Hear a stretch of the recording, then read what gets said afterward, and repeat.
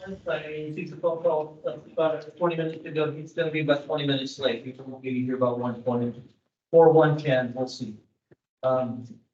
Becky, you take roll. Okay, Director Underhill, Here. Director Davidson, Director Cicada, President Rademan. Here. Item 2 on our agenda is public comment. At this time, members of the public may address the board on any non-agendized items. Again, any non-agendized items. The 218 process is agendized on our agenda today. The public is encouraged to work through staff to place items on the agenda for board consideration. Sorry, no action can be taken on matters not listed on the agenda. Comments are limited to 3 minutes per person. Any public comment today?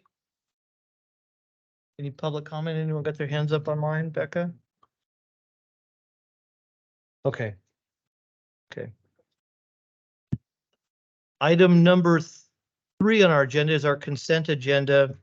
We have 3A, approval of minutes, 3B, report on the monthly investment transactions for July. Move for acceptance. Second. Okay, we got a motion and a second on the consent agenda. Cindy. Becca, you take roll. Director Underhill, Yes. Director Davidson, Yes. Director Cicada, Yes. President Rademan. Yes. Okay, new business. 4A, discussion action regarding the Dowd's fuel break project. Kelly. Good day.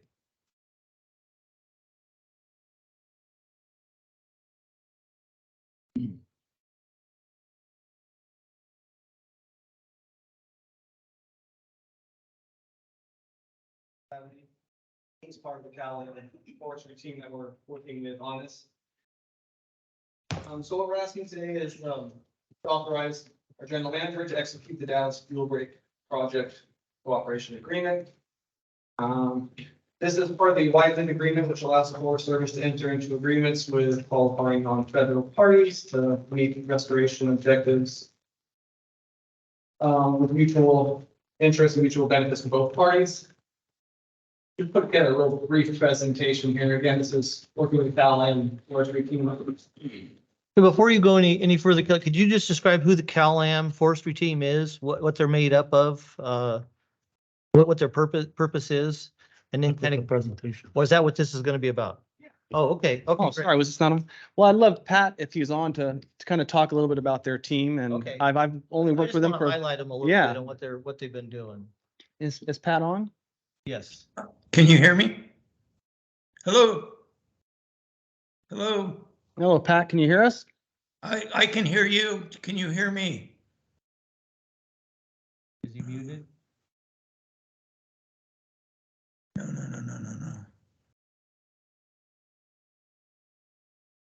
No. Hello. Pat McGreevy, are you in attendance at our meeting? Are you there? I am, but I guess you can't hear me. Can you do the presentation? I can do my best, yeah. So this is the first project I've worked on with the Cal forestry team, so I can't really speak for them and some of the other projects that we've worked on, but this particular one, they're again, working on 148 acres of privately owned property in the Dowds area and trying to connect some other, it's basically part of the Highway 4 wildfire defense system. And there's other fuel breaks in that area, and this would act as a way to connect those. Again, it's for $393,000. Basically, CCWD's portion of this is just $15,000 in in-kind contributions. Go ahead and go to the next one. And so here's where the Stouds project is. As you can see, there's a large SPI fuel break right above it, and this would connect the U.S. Forest Service McKay's fuel break and another private project on Love Creek area. Go ahead and go to the next one. Hello? And so this is just a few pictures of the area. Basically, what they're trying to do is clean it up and again, provide a solid fuel break for the Highway 4. 4,505. Yeah, I'd say it's about 4,000-ish, maybe a little less. And a lot of the problems too is some of the roads in there, you can't even get through the roads. So this is not just thinning the area, it's also to get emergency response in and be able to evacuate some of the residents in the area.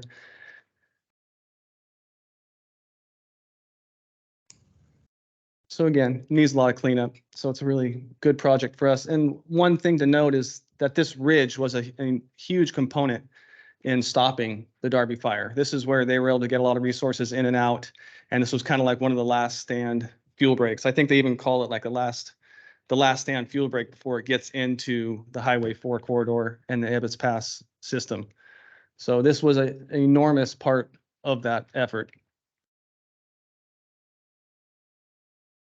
Excuse me, and this will start when? So we don't have an exact date yet. There's still some of the environmental work being done on it, and we are still working with a few residents that have been a little bit difficult to allow entry, which kind of might make some challenges. And so we're trying to work with that and encourage these residents and explain to them how important this is. But we are having a few issues with a few of the parcels that 'Cause they've been there for many, many years, they have. untouched, and they say go away. Right, Right. right. So but we're working really hard and trying to get them to understand the impacts of this. And I do think it is a pretty important project. And One of the things that really came out to me was, in parentheses, it's communities at risk. And when Yes. they recognize that and realize how critical they are to the whole project. absolutely. And yeah, CAL FIRE rates this area, that particular area is a very high severity Yeah, area. and- So But, community at risk identifies Highway 4. It says Highway 4 corridor. oh yeah, And so, in that, it just makes me feel a little nervous, but, Right. Highway 4 corridor is probably one of yeah. the most likely candidates to burn to the ground. it is. It has probably the least access, one of the things I think is important is that they are at least trying to plan for the escape route, but the escape route for the Ebbets Pass is Highway 4 through the Markleyville, which you can only imagine what will happen with that chaos out there. And these forest breaks and things like that, from what I understand, they only last 5 or 6 years. Right. And then they need to be maintained again. Because if it's more than 5 years, it's considered, back to scratch. Right. Yeah, because of the growth. Yeah, and in some of those photos that we showed you, it was kind of around some of the parcels that we're really trying to encourage. And we've spoken with the local fire departments, and they said they won't even go in there if the roads are in that kind of condition. They wouldn't put their staff at that kind of risk. So these are some of the ways we're trying to show them the importance of this. And hopefully we get through, or else it'll be a partial project. Now, the logs across the roads, who's going to take care of that? That's what we'll hire a contractor Well, and take care of that. We're not at that part yet. And Oh. that's the thing is this is on private land. It's not on public land. So this is private property that we'd be working on. And we would be taking care of that as part of the project. So have we been talking to SPI a lot about this, or? Not this particular location. And they do have a fuel break very close to this area, but they're not directly involved in this particular project. This is with the Forest Service and the USDA, and this would. Yes, they are part of the larger group. The Highway 4 Wildfire Defense System is a large group, and SPI is a part of that. CAL FIRE is part of that. The Forest Service, Calaveras Big Trees. I mean, there's several groups in there, even some of the homeowners associations, and of course us and the Cal-Am forestry team. Now, is this the one that got some of the homeowners associations on board a few years ago? I think it's been a couple years. Because this has been going on, right? I'm not sure on that. And like I said, maybe Michael can chime in on any other projects that we've worked with. This is the first one I've worked on and the first one I'm personally familiar with, but I know I've looked through other documentation and seen that we have done projects with them before. Yeah, so this is the same, and just to give a brief, I wouldn't pretend to be able to speak for Pat. But the brief overview of the CalAmp team is they're just a group of volunteers that do really remarkable work. Right. They basically do the legwork, the hard work to secure the grants from the Forest Service, which, as we all know, is not easy.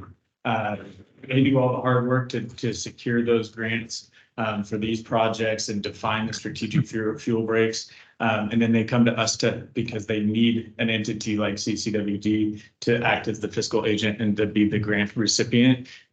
So as much as I would love to take credit, and Kelly has been working really closely with them. So Kelly deserves a lot of credit for bringing this project across the finish line. But it's really the CalAmp team that develops the project and the grant Yeah, application. because Pat did come and make a presentation a couple of years ago. Remember I that? think Jan Bray, one of the And- members of and that team. Pat, yeah. And then to your point, Director Underhill, Lori Clouds is also really involved with that team. And so some of those people are also involved with the local HOAs. I know Forest Meadows is, directly uphill from where we're working here. So I think there's a lot of community support for the projects as well. Utica has a big one going on around the Hunters treatment plant that we're trying to help support that project, but they're the fiscal agent on that one.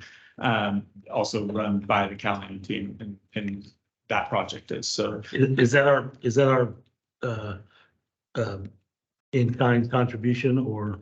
Yeah, so the $15,000 is in-kind contributions, basically it's our staff time to administer the okay. project, yeah. And basically what all we do is receive bills and pay out.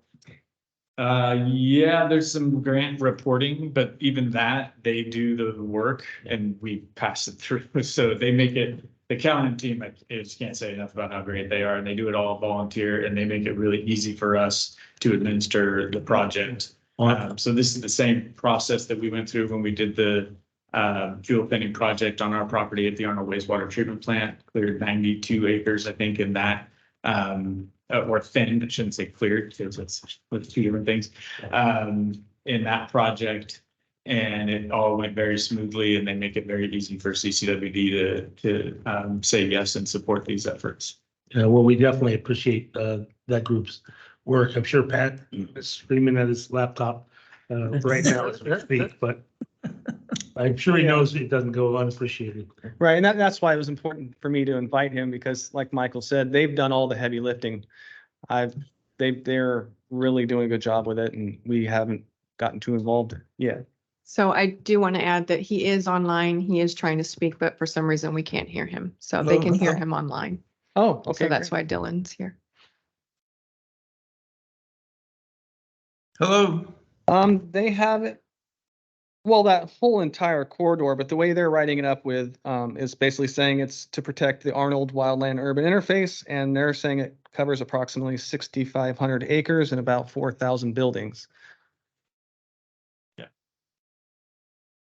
Meadows. Absolutely. Water. Can Sorry, Arnold we go water, back to the map? Wastewater. Yeah. No, a lot it's of this it. one. Yeah, I mean, essentially the green right there is the Ebbets Pass service area. So the center is your Arnold, of course, and Avery and Lower Forest Meadows. And as you can see, that fire Right. was heading towards all of them. And this was a strategic stopping point for it. Not to mention our Norfolk project assets.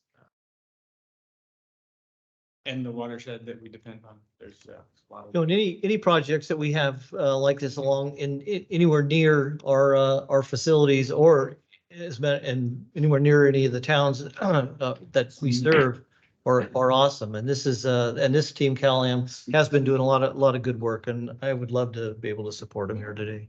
Yeah, and what's great is it's actually a small project, but it's combining other larger projects, which is kind of, I think, pretty great too. Right. Mhm. Yeah, strategic. Very nice. Hmm. And hopefully we'll get a chance to hear from Mr. McGreevy. Let Ruth make a motion. I Hello? think Pat might be, oh, there's Hello, Pat. can you hear me? Yeah, hey, Ben. Can you hear me? There you are. Yes, we can hear you, Pat. Go ahead and speak up. We're waiting patiently to hear what you have to say about this project. You're on. Look, I don't have anything more to say. Wait, we already support it, so don't try to talk us out of it. No, I know, but your description of the project is spot on. So I really don't have anything to add. So thank you very much. Okay, well, while we have you, what other projects, are you working on right now? We know what you've accomplished so far, but what's coming in the future from your team? Look, the ultimate goal is to have a fill break that goes from Murphy's to Camp Connell. And that at build out would have about 10,000 acres. And it goes along the rim of the North Fork Stanislaus River.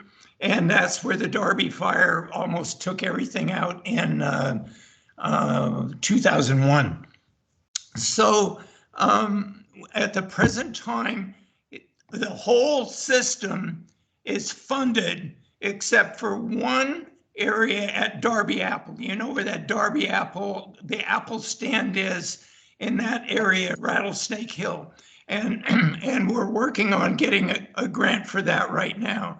Once we have that money, the whole project's funded.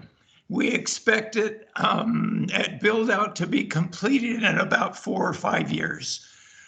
Regarding CCWD, our biggest project and most important project is at Hunter Reservoir. And CCWD, as you well know, has those facilities there that pump water all the way up to Camp Connell. And they charge, and you guys charge 1,100 fire hydrants. So, and then Utica ships the water the other way down to Angels Camp, and they have another, I can't remember, 500-600 fire hydrants. So that little project, that little area around Hunter Reservoir is absolutely vital to the defense of the Highway 4 corridor. And you also own, I think it's 40 acres in which is in our project in which we're going to take all the hazardous fuel off that. So that's our highest priority, and we're giving out, I guess Utica's the sponsor, and they awarded the contract Tuesday night. So we're ready to go. So I'll stop with that. Thanks for your support. I think Arnold is getting in pretty good shape. Well, might I add, Pat, we've worked together for years. This is Bertha Underhill. And just again, saying thank you to you and the entire workforce, Cal-Am, and we couldn't do it without you. That's basically what we're saying. Ditto. Thank you, Pat. I'll make a motion that we authorize the general manager to execute the Dowd's Fuel Break Project Cooperative Agreement. Okay, we got a motion and a second. Any public comment on this item in the room, online? Okay, seeing now, could you take roll, please, Becca? Director Underhill, Yes. Director Davidson, Yes. Director Cicada, President Ratterman. Yes. Thank you, Kelly. Thank you. Good job. Thank you, Thank Pat, you. very Thank you, much. Pat. And I know we have a tight deadline on this, so we'll get this turned around as quickly as possible. Thank you very much. Take care. Bye. Okay, item 4B on our agenda, update discussion regarding the cost of service study for the proposed water and wastewater rates and the Prop 218 public hearing. Jeffrey Meyer, good to see you again. Good to see you, President Ratterman, members of the board, members of the public who are online here today. This is an ongoing agenda item that your board has heard from. Actually, we go back to October when we started talking about this rate study. I won't belabor the fact of all the history behind this because you are all well aware of the extensive work we've done bringing this rate study to you. I do want to recap the last several weeks, and Michael, please feel free to step in. And we did have 3 public town hall meetings last week. On Monday, the 14th, up in Ebbets Pass. Then we had one in Copperopolis and one in Valley Springs. There is another outreach scheduled for this Thursday up in West Point. And that'll give us an opportunity to talk to the customers at that part of the county. In addition to that, we have ongoing outreach that Michael and the staff have been doing. There's been a constant, I want to say, supply of new items going into our website. The PowerPoint presentation, we're working on that with annotated notes to help customers who did not attend it to go through and look at the PowerPoint and kind of get an explanation of what each slide is. There's an FAQ that as we go through this process, we're learning more and more things can go on it. That's been updated. And obviously the outreach through these meetings that we're talking about today and up to and including September 13th at 5:30 p.m. right here in this boardroom when you'll have the Prop 218 hearing. Now, yes, ma'am. For those people who do not have internet, how are we informing them? Well, For the public hearing, it was mailed to every customer and. we Okay, sent now, out 218 we're notice to talking every about, customer you've and- done upgrades to the Q&A so that is another mailing?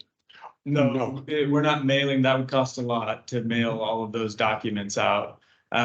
So we have that information available really as we're hearing from people. We're sitting down and having a lot of meetings with folks. And so we can provide those documents if they don't have access to the internet. But and then showing up at community events where we'll have copies of those documents is another way we can do that. So we're going to continue all of those efforts. Try to plug as many holes as you can. That's the goal, is to try to get as much accurate information out as possible, because there's a lot of inaccurate information circulating out there. Is the updated version on the website right now? No, so we're working on basically a supplemental version of the frequently asked questions that we hope that will be posted this week. The document we're really trying to prioritize and get out either by the end of the day today or tomorrow, I think, is the presentation, the actual slides from the workshop presentation that we gave that provides notes on the slides, the key points. So we want to provide some explanation along with those slides. I think that's going to be a really useful document for people who want to be able to review that information. And so we're gonna do a big push to get that out to as many people as we can. Okay, let me understand. So that the presentation is there, then you're going to have revisions to certain Not slides, changing any of the slides. We're being careful about that. You're just gonna because we add get accused of notations to the misleading. bottom? Yes, Oh, So okay. we're just adding, because some of the slides are not self-explanatory, because exactly. they were developed as a part of a presentation where we would provide the explanation. And so we're just putting those notes into the document as well. Okay, And as far as the FAQ is concerned, it's still up there, but when we add to it, it'll be replaced with the latest and greatest. I'm sorry, Director Davidson. What order is it in? Because the meeting that I attended in Valley Springs, we did it in completely the wrong order. Nobody gave a rat's rear end about Habib's presentation about the process. Everybody wants to know what we've done, what we plan to do. Why is that different than in the past? But as far as I'm concerned, I mean, Habib did a fine job on a very, boring, dull subject. But everybody was asleep and angry by the time he was done. And we could have, in that time frame, gone through everything that we have planned and showed them what we've done, the grants we've established, all the different slides that were important about the legislation that's changed our operation today. All those things could have gone while people were still alert and awake. So if we're going to put something online, do not precede it with Habib's presentation. Well, Nobody cared about that. So the document is, we're just putting the slides in the same order that they were in the town hall presentation, because people are asking us for that slide deck. And so we don't want to change it and modify it to make it, anything different than what people have asked for. We're just adding. But you as a director asking you for something different. Well, we can produce a different one where we pull that out if you want. We went just to respond to that. I don't know. I mean, I only attended one meeting. I mean, No, I did every one of them and I agree with what you said. And Michael, you have a separate link to get to that rate study that you're talking about is real boring. So take it out of the presentation slide, like Jeff asked, and have a Well, separate link. it's for the just all presentation. process. It's, you know, I mean, if somebody really is concerned that we follow the process correct, let them click on that Yeah. and, but it's really about what action we've taken, what we have in front of us, what are the obstacles? Why are we asking for so much money? You know, Mhm. the process is something that I don't think people believe we're not doing the process Because correctly. our customers are saying, told us that in 2018. What have you done since then? Why are That you was it. asking? That was part of it. but Yeah. Nobody was, Right. or not, well, I don't want to say not anybody, because some people did stay to the end, but we had like 8 or 10 people there at the end when we were finally getting through some of the message that talked about, you know, the real nuts and bolts of what we're doing, at least at our meeting. I don't know how your all's went, but people had left and lost interest by that point. Yours I was just, the I don't worst. want to do that. What's that? Yours was the worst. Yeah. So We had a pretty, we had a pretty engaged presentation up in Evans Pass, and One of the things that I think, and I did see the end of both of the presentations in Copperopolis and Arnold, just for about 20 minutes at the very end after the, most of it was, but I think the problem with the meeting in Valley Springs is we weren't able to give the presentation. We weren't able to even, we jumped into Habib's presentation because Michael couldn't get past slide 1 because of yelling in the room. Had we been able to, I think I don't know what the presentation looks like yet. I still haven't seen the presentation that we put together presented. And I'm thinking that we might, I mean, slide 1 took a half hour. And then Habib came in and did kind of, I think with for some reason or another, a calm, and just pushed through. He did get his presentation off, but at that point, and then came back to trying to answer questions. I think the rest of the evening, we answered questions, trying to use the presentation and the slides that would have answered those questions ahead of time, that the people. Okay, well, that means, I I don't think we had. think that everybody like enjoyed Habib's presentation and understood it. Why are we going to precede that with it on the online thing? Well, I'd like to ask, I think, I don't know that it's important to hear Habib's presentation again, and I don't know that that's, but I'd like to hear what is staff proposing Right. for the night of the 13th at 5:30. What is the proposed process, and then let's bash it or support it. Right. Used to that these days. So just a couple of points on that, because we actually tried it both ways. And because we did a presentation to CCWD staff and we had it the other way around. And then we went back and looked at the order of the presentation, and it's some of these things you can't win. You do it that way and you get accused of hiding the details of the actual rate structure towards the end. And then, if we do it this way, we get accused of hiding the other content towards the end, which we weren't trying to hide anything. We were trying to be as transparent as possible. And in some cases, we didn't get to all of the slides.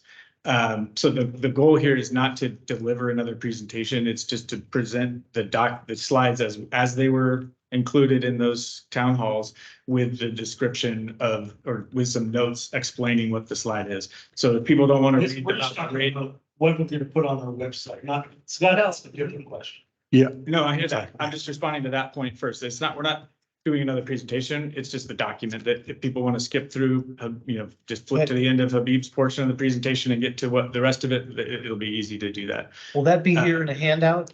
Yeah. That presentation? Okay, how many pages is it about? 65. Well, there were 62 slides. We're trying to condense that a little bit, depending on the slide.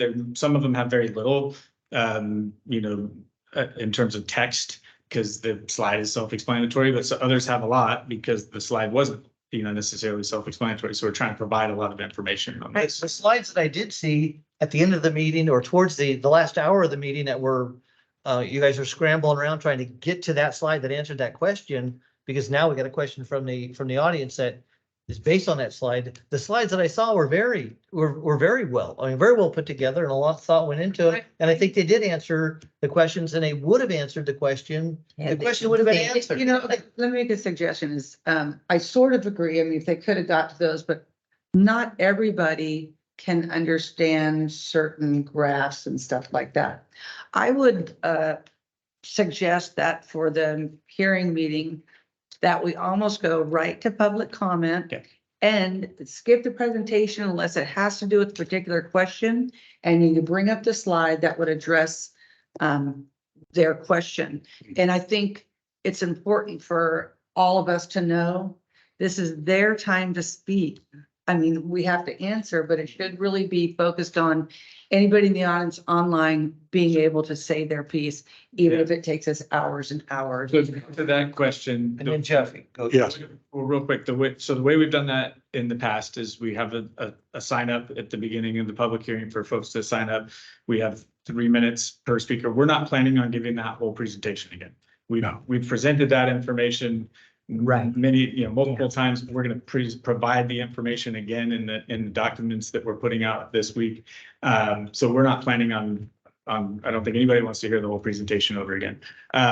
We may give a very short summary that just gets right to the point and right to the bottom line, but that's it. And then we open public hearing. And most of the time when agencies do this, you just to let the public get through the public hearing portion of the hearing, and we write down and make notes as to what the response is to each of the points that are raised. That's up to the board how you want to administer that.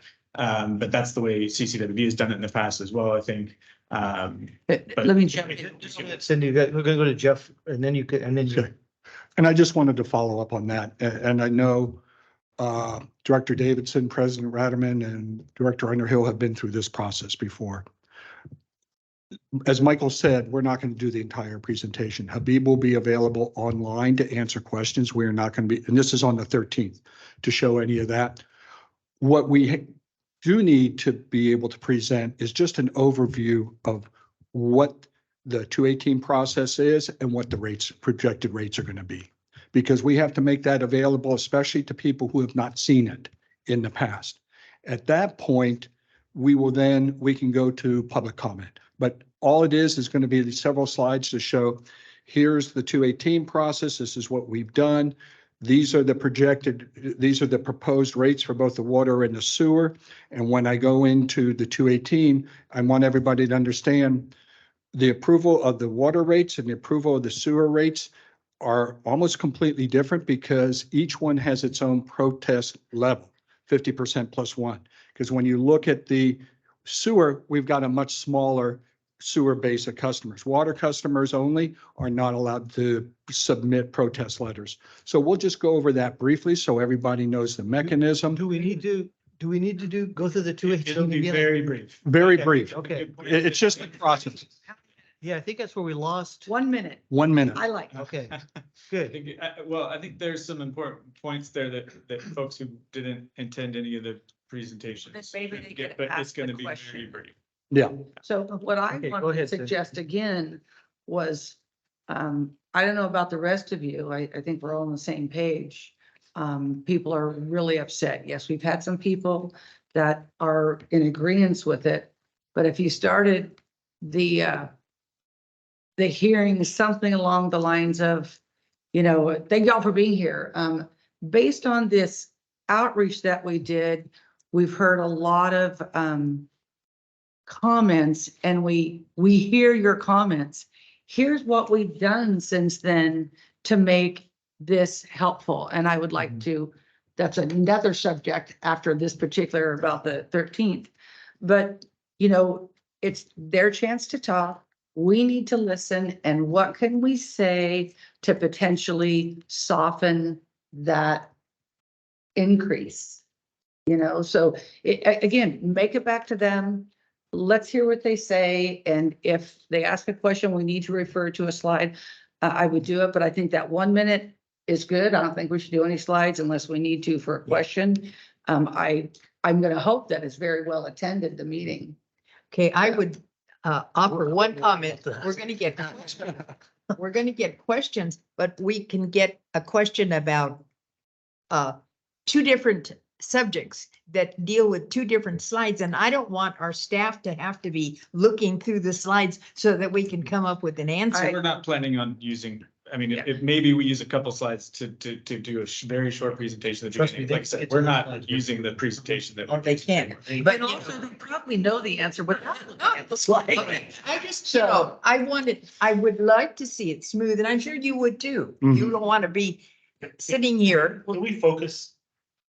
We started talking about the presentation that's gonna go on our website. Are we clear on what we're gonna do on that? Wait, Because now we've gone into, when are we talking about that? at the beginning of this conversation. That's your the comments- document we're working on. Okay. We're gonna put that out. We're gonna. That's what I was talking about. FAQs out. We're gonna push out. I don't want it to be in the same order as it was in the presentation. Okay. I don't think people care about the process. They may, you guys want to put something about the 218, I think that's appropriate, but not the entire process. No. The nuts and bolts of our presentation, the legislative issues that have concern us, the inflation rate, the construction cost index, all the items that are causing us the escalation of construction pricing, the difference between the AV transmission line from 4 million to 12 million. You know, that's what we have to show the public. And I have to say, to think you're gonna have a simple meeting on the 13th is nonsense. We did not educate the public at the meeting I attended. And if that's the only outsourcing that we've done, or not outsourcing, but outreach, we failed. You know, I don't think we're done with the outreach. We're not. Okay, so let me jump. This is a great segue. I don't would want like to to segue. propose- I want to figure that Okay, one but- thing but out. Here, Okay, well, I Cindy, agree. let's wait a minute, let's let staff respond to Jeff's concern about what the document's gonna look like that we're putting on it, and I think they did, I think we did already, but is it gonna be a 65-page slide, exactly like you said, with So more the- information our- on it? The document we've been working on, like I said, is the same order and the same slide. We're not changing the content of the slides. We're not changing the order because you get accused of being, hiding things or misleading or reshuffling. And we're trying to be as transparent as possible. It's that, all of that information that you mentioned, Director Davidson, will be in there. And they can, if they want to skip right past the slides that detail the rate structure, you can skip right past that. It'll be all in one. Okay, that's your reluctance to doing that. I don't care. I don't care that if somebody's gonna come and if that's gonna be their complaint, Right. that you guys shuffle the deck, you put the process behind, it's still there. Okay. I think what's important to the public is the reason why, and the reason why is not Habib's presentation. That's the how to. Right? It's the how to. It's not the reason why. People want to know the reason why. I mean, you guys correct me if I'm wrong, but I really think that's, and we, at least in my meeting, we did not get a chance to tell that story. No. okay, is it my turn here? So it sounds like you're gonna do So- what Jeff is So, asking. no, well, If let's that's, if, get yeah, back. we can shuffle that if we want, and I don't think, I think it's just a matter of relocating those slides and providing that. I agree. Yeah. That is already. That's fine. Okay, good. Do you guys agree with that? I had never thought of it in that way, but that'd be a very smart, smart thing to do is the reason why. And I don't know if we put it in different order or we just highlight it to find the reason why, go to slide 33 through 38 and there it is. I don't know quite sure how you're gonna do it, but to highlight it somehow or another, to Director Davidson's, point, I think. I agree. It should be like I what think Jeff this said. board does agree, however it's done. And it might be just pulling those 10 slides out of the 65 and putting Put it in them the- separately as the reason why. Right. I mean, I don't know how you, there's a lot of ways to do it. You got a lot of techies in this room, or a couple anyway. Go ahead, Cindy. Yeah, You're Cindy. on. Okay, here we go. There. I know everybody's not gonna like what I say because it's just gonna happen. I first of all want to say that what I'm gonna say doesn't have to do with anybody's performance, because I know staff worked their butts off. You went through projects and everything. I know that. But I did hear Director Davison say that we failed in the outreach and the communication and educating them. And I agree with that. I watched every one of those meetings, those outreach. And I believe one of the first things we should do is move the hearing to the second meeting in September. I think we need to do a little bit more of something to get to the customers, let them try a better way to educate them. And some of the reasons were, I'm trying to look at where can we cut some costs? You know, I've been told the CIP is not the option, but maybe it is. Is it, and I'm throwing these things out. And so maybe we need to stay with the current tier system in the amount of consumption, right? Because that tier system changed, right? I know we got rid of tier 4, but is tier 1 still, is it currently 1 through 30 or is it, or what, 1 through 15, or is it whatever it is, the consumption amount, I think we could revisit that. My goal is to try and make the rates not be so large. As of right now, I cannot support the rate recommendation as it is presented today. So trying to find solutions, these are the things that I'm kind of throwing out. So if we move the meeting to the 27th, it'll give us more opportunity to let the customers get informed, however we decide to do that. The other thing, when I was, Can I just respond to that point real quick? 'Cause no, that's- not yet. it's- Just, the thing is I'm just saying this, you guys, I don't know what the answer is. I'm just trying Reaching. to, yeah. Yeah. So, I'm sorry, and you can get to Just that. real I quick, don't, on the 40 on the meeting, we can't do it on the second meeting in September because we Why? don't have time to get the 45-day notice out. So we Okay. would have to reissue a new 45-day okay, notice. then we got to cram a lot of information in the next 2 weeks, and I'm okay with that. One of the other option that I like to share, because I'm trying to think of a way to, again, change that number to not so high for the customers to bear that burden. In the CIP area, perhaps we have to decide one job's coming out. Maybe, and I know you guys did your thing, or instead of a 5-year period, let's make it an 8-year period. However, we can make the rates easier for the customer, because it's a burden. We all heard it. And in the beginning of the slide, it says, you know, we care for our community, we're part of it, and we want to do everything to help the community. And I think this rate increase is going to be an extreme burden. The other thing, when I was doing my homework, because I've heard so much information these last few months, and it's like, let's see, we're trying to get 90 million in projects the first 5 years, right? It's like, I go back and forth. I hear 200, I hear 90. I would like to, well, that's here, no there. And so I'm online on our website trying to get information. And one of the reasons why I think we should change it, and I don't think you're going to be real happy to hear it, but when we go on the website, and you can bring your website up, when you click on the rate study section and you have all these options, well, the budget that's up there is the old budget from last year, 22, 23. Aren't we in 23, 24? So why wasn't that one up there? And now, Yes. when did it go up? I was just on the website at lunchtime. It wasn't there. Now you can go there via the financial side, but when people are talking about the rate study, you click there, it wasn't there. Now, if we're trying to be transparent, and so I grabbed that one last night and I'm comparing current year, you know, I glazed right over. It said 22, 23 comparing to 2021 or 21, 22. And I'm looking at the difference, trying to say, okay, you know, the supplies went up $2 million. Let's look at that. Is there something we can lessen? Then, you know, an hour later, it's like, shoot, it's not even the current budget that we're in. And the other thing is I'm trying to look at the projects. So I go up to our website, which was, it took a little while to find it. You have to go to About Us or Doing Business with Us and the CIP. Any idea what CIP is up there right now? I'm nervous about this because it's 2008 to 13. So we don't even have our updated one. So, because I want to see what projects did we put in that. So I did need that, but I never had the new one. Now I have it somewhere, probably in all of our packages and stuff, but that wasn't there. So here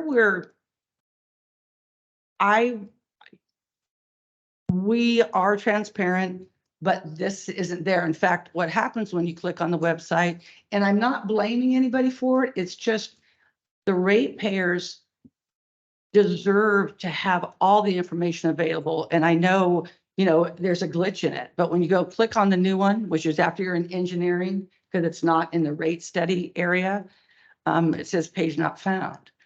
So it's this kind of stuff that I feel like everything happened so quickly all of a sudden, and then we had such a terrible comments. Would it behoove us to just push a little bit more and do more education? Because it is the information that you folks picked out for our expenses and the CIPs. Yes, it's very important. We have to do that. But I just don't think we should put such a high burden so quickly. Is it meaning that we decide to make the first year 15% instead of 19 or 22 or whatever it is? I don't know the answers. I'm just sharing and hoping that we could help the ratepayers get better educated. We do a great job here. Staff is wonderful. And about leaving the infrastructure for future use is extremely important, but just maybe we can't do all of it right now. I don't, in the climate, I mean, we're going to say that we're going to do the rate increase. In reality, with the supply chains and not having, the contractors available, are we realistically going to get that $90 million worth of jobs completed in 5 years? Nothing got done the first year. And then the other option, should we be looking at, I know all the projects are really important, but should we be looking at projects that are more shovel ready? I think that if we can complete jobs, I know we need design, but is design what we're going to use to put such a burden on the customers? Okay, So- let me comment. You did bring something up and it's not really part of the rate study or the hearing, but our website, and that'd be very frustrating. And Yes, it's, it would. and I don't know that a lot of our customers are doing that detailed of research on our website, but if that is the case, that our current budget was, and I know it was presented to the public. I know it was part of an agenda packet. I know it's presented live and it's we have video of it. We probably have video and it's on the website, but it's inside of an agenda packet is there. And the fact that our CIP list of projects has been The old presented one. in public, I Yeah. don't know how many times. Is there a process that we have here in the building? Is there someone in charge of the website that makes sure that once an item is presented to the public, that it gets to our website and checked and if there's not, can we get somebody assigned to that? Yeah, and if Yeah, if the old documents are up there, ultimately that's my responsibility. So I accept responsibility for that. We'll make sure that. But going forward, and I'm not looking Make sure the updated information is there. I'm not looking for blame, but just that going Exactly. forward, that we this doesn't happen, that we don't hear about this again in 2 or 3 months. We'll probably hear about it in a couple of weeks. Can I The say people trying to, hang on. Just a minute. But that would be great if we could find a process to just to keep the website, because we point to our website all the time. That it's there, go look for it. And if some things are there and other things on, I think everything on our agenda packet that means anything should be updated on the website and available on the website in some category. Yeah. But And- anyway, hang on one second. Bertha wants to say something. And I think part taking care of that responsibility was, we used to have a webmaster, right? Well, Who was responsible for the website? That was John? No. it's not John. No. He used to be here. John Gomes didn't, No, that wasn't that part of his responsibility. No, IT is different than web content. Oh, okay. Well, I thought Yeah. that we have a person, so. So the other thing that I wanted to say, one more thing, and then I'll be done, is approving until I respond to something. But in order for me to get on board with the current, what's presented, I would like to see some concessions. And the concessions, I'm gonna look at you board and here's some suggestions I have. If we're asking these people to pay a lot more money, perhaps we could do something like, we get paid $120 a meeting, maybe go back to $100 or less. Something like Maybe we're only allowed to go to one conference a year instead of any ones we wanted. I think, and like over the next 5 years or however often long that we decide that the rate's gonna be changed, we're on a freezing kind of a thing. Also, for those who don't need medical insurance, maybe they have another option, a supplemental plan or whatever's needed. I don't know if it's on Medicare, but choose to not take the insurance if it's possible. And then the DC trip, we send 2 board members and at least Michael and another staff, that perhaps over the next few years, we don't send 2 board members, let staff go. And I mean, all this adds up, so I'm looking at our board to do our share, to put up some concessions, and even if, and the insurance, we don't take it away. Just if you can, don't take it. If you have to have it, keep it, And then one other thing, this is, no, it's all part of this, one more concession, meaning that we were given these laptops to use, that perhaps we shouldn't spend any money, because I hear it's really expensive to mail the agenda package, that we use the laptops we're given, we take notes on lined paper, CCWD can provide the lined paper tab. And then when we get here, we have printed copies in front of us. Yeah. But that's like $1,160 a year, just if we stop that, which is not much. Can I Okay. respond? Okay, I'm done. Just, what's the director's budget, $120,000? Along that line, yes, it's For not, all 5 directors, yes. fire, 27 million dollar budget. If you eliminated all expenses for directors, you would save 0.004444. So in response to that 120,000, is that our salary or travel expenses? That's all. Everything. Yes. The total budget. But I mean, it's The entire budget for the year. let's talk about the, not the pennies, let's talk about the dollars. We gotta talk about is projects. If you want to reduce this, because that reduces nothing. It reduces nothing. It's immeasurable. If you want to just start picking the projects that you don't think that we should be working on, because that's the bulk of this. It's not staff salary. We can't change our employees' union salary. It is, we gotta, if you want to drop this, which projects does the public want to do without? Which is not important. And I'll bring up some examples, and I didn't want to bring this up at that last meeting, but I wonder if people in Lahaina would have liked to have paid another $80 a month to have backup generators.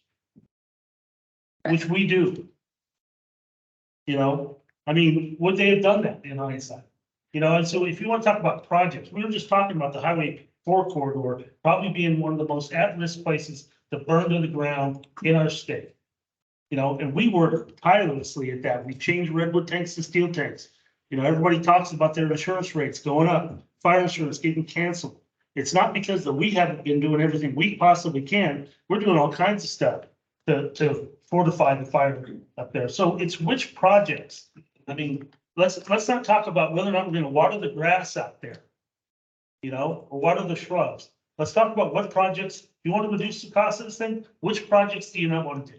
Well, the other side of this, though, at least we could be showing the ratepayers that we're willing to make concessions as well. And it may only be pennies, like you say, but it might mean a lot to them, the ratepayers, to show, okay, they took a cut and pay, whatever. And I'm just saying. We've done all that. We've done all that.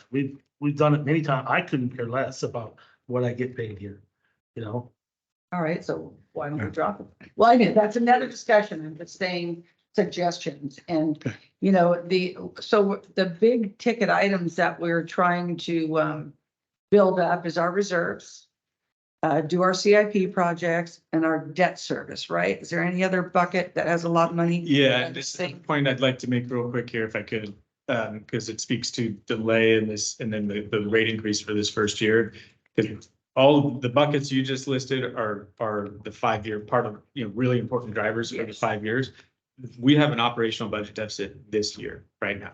So if we delay this rate increase, we're either going to have to make drastic budget cuts that are going to start impacting our ability to do our jobs, or we're going to have to make it an even higher first year rate increase. The first rate increase is less than the last 3 years of inflation. the last 5 years. Yes. It doesn't even get us whole on if everything But was. let's allow Michael to finish his point. So I just want to touch, because the things that you've proposed are options that the board has. But delay, or if there's a successful protest, it is going to cost the district more. Significantly more.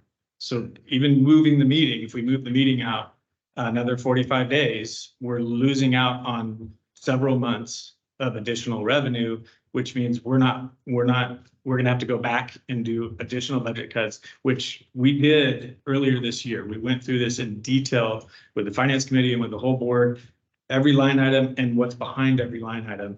And we cut as much as we could possibly cut. And we did the same thing with the CIP, where we went through that list of projects and we cut out everything that we didn't feel like was absolutely critical, or in some of the stuff we cut out is absolutely critical, but we're going to find other sources of funding for it.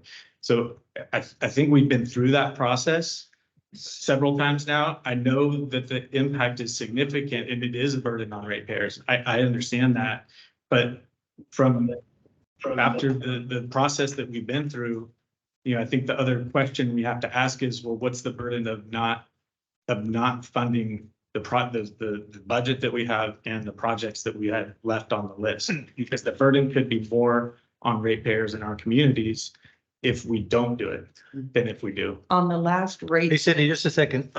We're gonna get to public comment. Just I see your hand, and we're doing this is a board debate or discussion right now, and there'll be an opportunity for public comment. Cindy, Yeah. go ahead.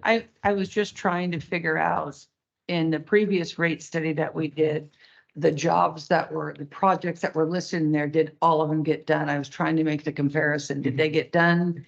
And with our CIP currently that we've had the last couple of years, how many are completed in the jobs that we have in this projected rate increase?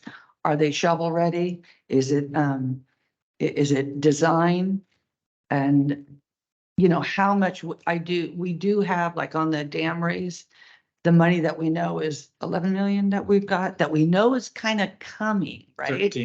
13. So is that the amount that is, and we know that they haven't approved it, but we've got support for it, right? Is that the way it is? Appropriated, Yeah. but it's not received. 2 million has been received, and I think we can count that. Okay, so we counted the 2 million. Is authorized. We've appropriated 2, but Okay. the rest is up. Hopefully we'll have it Okay. this year. So with the dam raise project in the projected revenue for the next 5 years, is that money included in there? And is that what you use for a basis?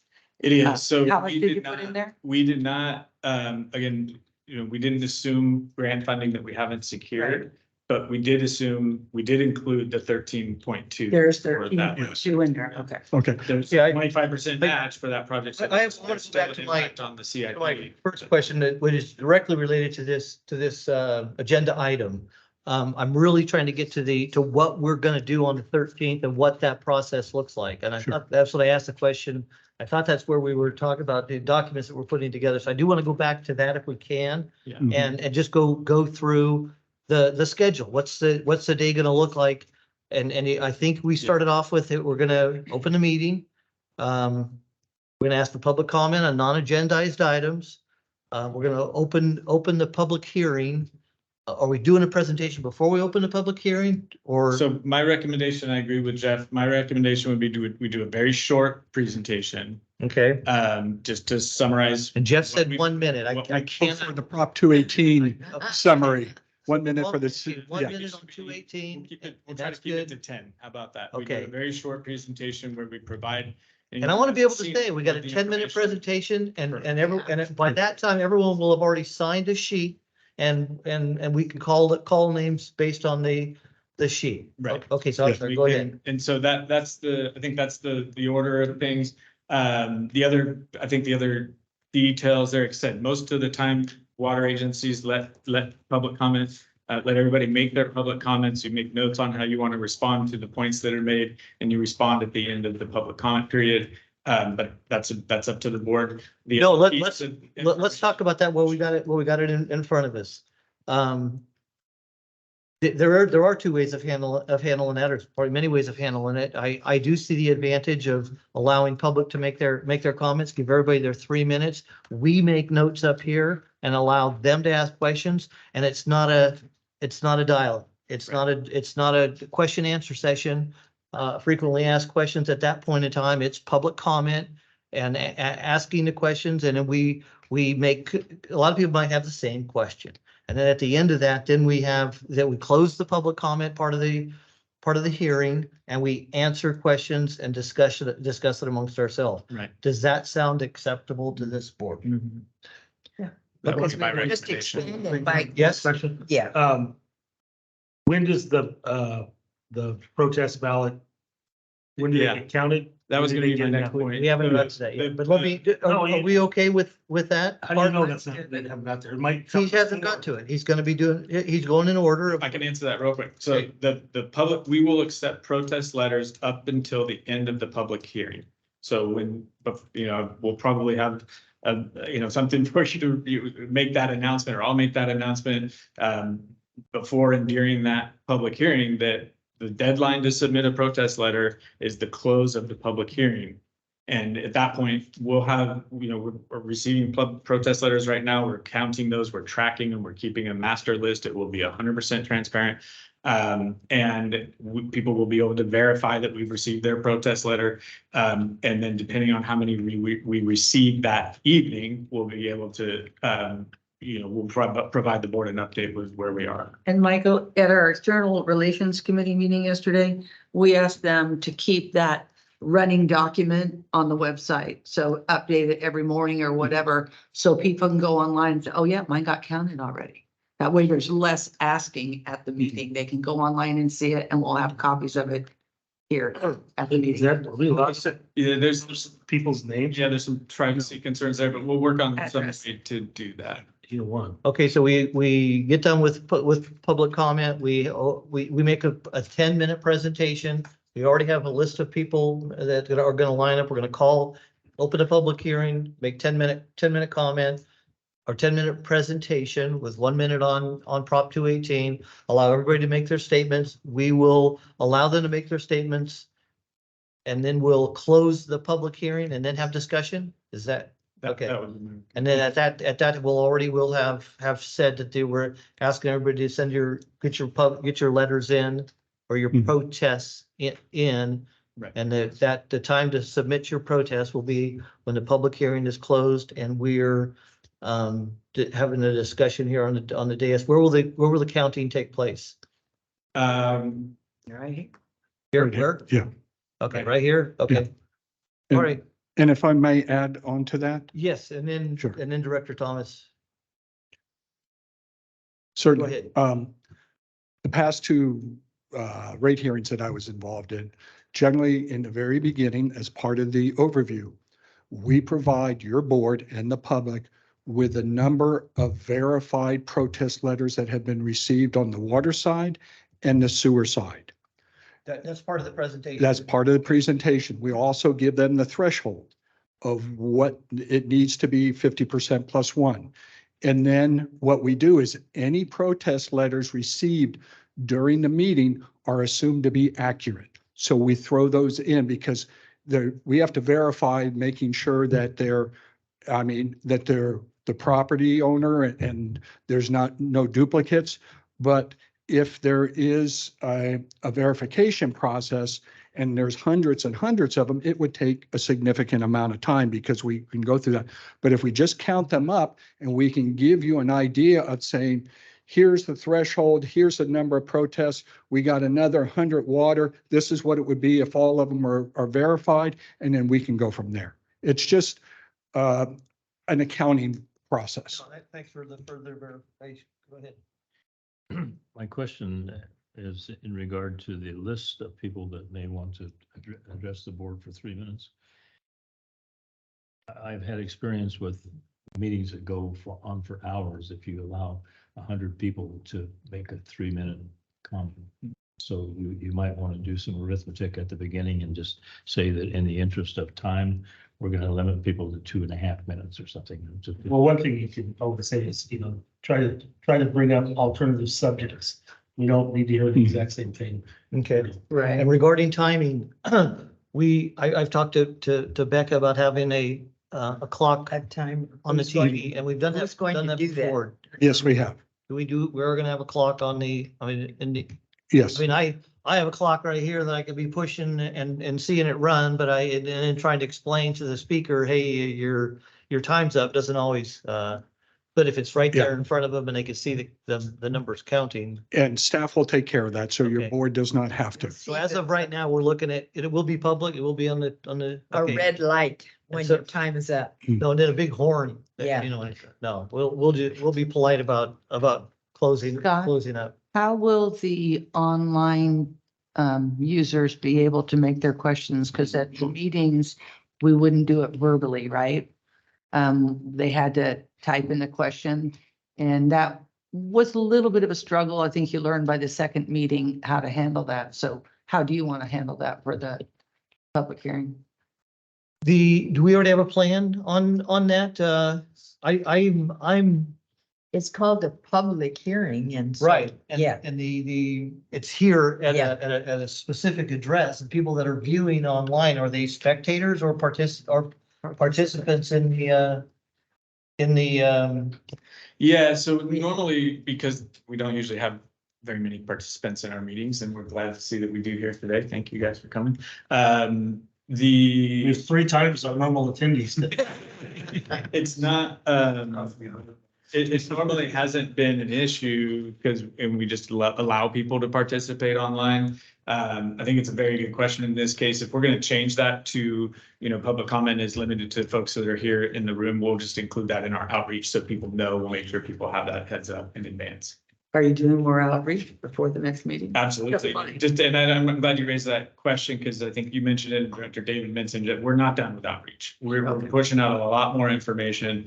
We're trying to correct some of the misinformation that's out there. We're still going to be doing outreach until the meeting starts on the 13th. We're meeting with everybody that'll take a meeting with us. We're still trying to do a lot of outreach between now and then.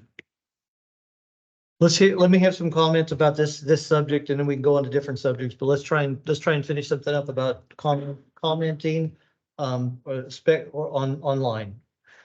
Should we encourage written responses? That's one way we can do it. Yeah. I mean, there's a question answer, a chat. Rebecca, what do you Function. suggest if you don't have to handle it? What is Someone better for online you? could be typing their question or their comment, and we can read it here possibly. That's not what I was referring to. I'm talking about preceding. If somebody can't make the meeting, can they at least, can we develop a spot where they can send something to the board clerk and she can distribute it to the board? As opposed to, Whether it's done physically or online, it does, I think that's fair. Right? Does that answer? No, there's a bit of a brown egg question there. Only if we distribute it or share it, but what if we are handing them at the board meeting? We're all together. Yeah, we could do it that way. I mean, we do encourage people to contact us directly. We have an inquiry form online. We've been sharing our contact information. And so we are getting contacted by people right now. I'm sure the board has as well. And we're responding to everybody's inquiries. So that's kind of an ongoing process between now and then. So I don't know how that would be different for somebody that was, if they were trying to use that as a method for public comment. That's not something we normally do.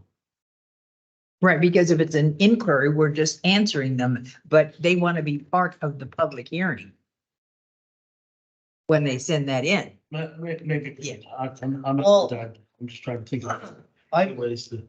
I'm thinking that once a public I'm just looking at the people that attend the public hearing, the Wednesday night, the 13th. The public hearing is opened. They're online and they type in a question or they type in their comment. Do we read those or not? Or do we open the microphone and allow them to make their public comment along with everybody else and give them 3 minutes from their microphone from behind their keyboard? Right. I like the voice because it's not gonna be a question. They're gonna probably say what's on their Okay. mind. So if we're not gonna be answering questions and having dialogue with every single person that comes to the podium, and they get to 3 minutes and turn around and walk away, we're making notes and answering questions, and then close the public hearing and have our discussion and answer those questions. We'll do the same thing. Do everybody in the room, one through whatever number we have on that list, and then we'll put the people that are online with their hands up in some sort of order and call on them to make their public comment at the same time. And the same courtesy will affect them. They will be allowed to make their comment, be heard. We make notes, close the public hearing, and then we on the dais respond after to the questions we have in our notes. I think that makes a lot of sense and it's consistent with the way we've operated these meetings in the past. Okay. Okay. All right. But Read when everybody? they start board meetings, we've never had this option in 218 hearings before it's CCWD. Right. Scott, you're gonna be here, aren't you? Yes, I will be here. I will be here in person, gavel in hand. And will each director have the opportunity to address that question? Well, each discussion was on the dais will go on as long as we need to, as long as directors have comments, discussion. We're not gonna, until a motion is made in a second and we take a vote. No, I'm talking. That's when things, we'll be discussing it up until that point. Okay, but when a question comes in from one of our audience, will each director address that, or if we want to, is that? No, there won't be, we're gonna open the public hearing. All the people in the room that are on the list will come up and give their 3 minutes. We'll go to the questions online. That's what And then we close the public hearing. And yes, if you want to respond to 15 questions or 50, you respond to ones that you want to respond to. And we will have as much time as we need to speak up here, to answer questions. Yes. Is that it? I think that's fair. And if Russ wants to give a different answer than you to the same question, then that's your opportunity. There's been a significant amount of chatter in Copperopolis about this upcoming event. And one of the things that kind of caught my eye was the suggestion that if multiple protest letters arrive in like 5 or 10 protest letters in one envelope, that they all get thrown out. How that's preposterous. Exactly. And there's a lot of misinformation out there. We won't throw any letters out. There are some efforts afoot, I think, in different parts of the county by third parties to gather protest letters, which is fine. We'll count every letter we receive. I'm a little concerned about that because if a customer delivers their protest letter to a third party and we don't get it, it's not that we're hiding something. We just don't have any control over what happened to that letter. So the safest thing a customer could do would be to put it in the post office or hand deliver it to us. And we'll make sure we have, a record of every letter that we've received. We'll count all the letters that come from, that come in bulk like that as well. We just don't have any control over that part of the process. Will you, like the ones that it comes from a tenant, will you at least log those, say the ones that aren't legal, at least log who did it? Yeah. That way they know you received it. You couldn't count it, but you received it. Received but not valid list. Yes. That's a good idea. Go ahead. And there's an opportunity for an argument or a debate, a discussion Right. Well, here we later go. on. Yeah, and we maintain those records over time because we maintain the protest letters, whether they're validated or not. So they're all there available. But on the spreadsheet that you're tallying everything, have Yeah. one for the nuns that didn't qualify. Yeah. Perfect. Okay. We're busting through this item, or not really busting through, but we've got a lot of discussion on it. I've got to a point where I'm comfortable with what we're gonna be doing on the 13th, and that was the main thing I wanted to do with this discussion item. Is everyone else had their, we got public comment coming up here. I've got 100 things to talk about. Okay, well, let's hear from you. Well, as far as how the meeting is gonna be handled, I guess I misread this. I still want, I've got a bunch of things here. What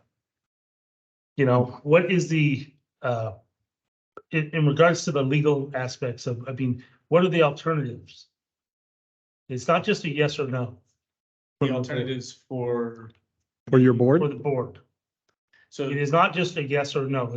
I know there's not just two choices here. that's right.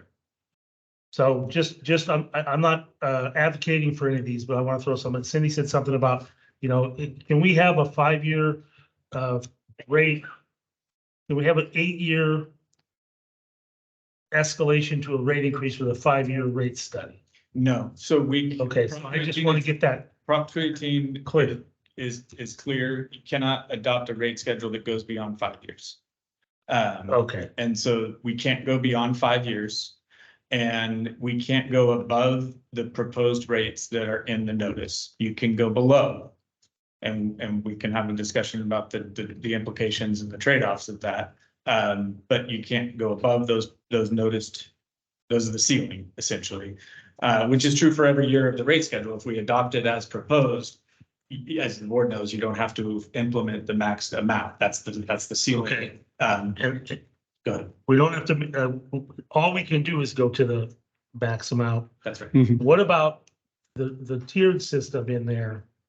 I mean, one of the biggest discussions that I heard is, and it's a shame. California is trying to kick, the poor and the old out of the state, and they have been doing it for years. The fact that people don't get it is just amazes me, but that is what they're trying to do.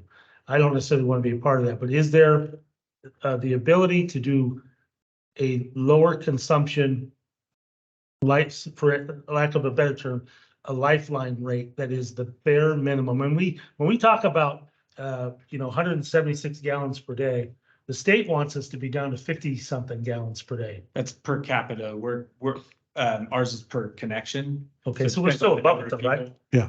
Depends on the number of. We're people. still a little bit above it. So if we were if somebody was using 120 cubic feet per day, is there the opportunity to have a lower rate for a lower consumption No, by law? that's by law. We do not have that discretion. Good question. You don't have the flexibility to modify it. We don't have the ability to adjust a rate based on income level. That's not what I didn't say income. I'm talking about. Or consumption. Or so we can create tiers as we've done. There has to be a basis for why we established the tier the way we established it. So Okay, so if we establish, what's the basis for our lowest tier? winter average customer use. Which is a minimum use during the year. Okay, so that's a pretty generalization. We have people that are way above it, way below it. But it's the people that are below it that are the ones that are most going to be affected by this. Right. And I'm going to be wanting to know if there's an alternative to have a lower tier. So we expanded the amount of water in the first tier so that more people will have the opportunity to fit within that first tier before getting charged more for consumptive water. So they're getting 50% more in the first tier than they do currently in the proposed rate schedule. Just out of curiosity, Jeff, I mean, I don't expect you to have this, but I would like to have this information at some point.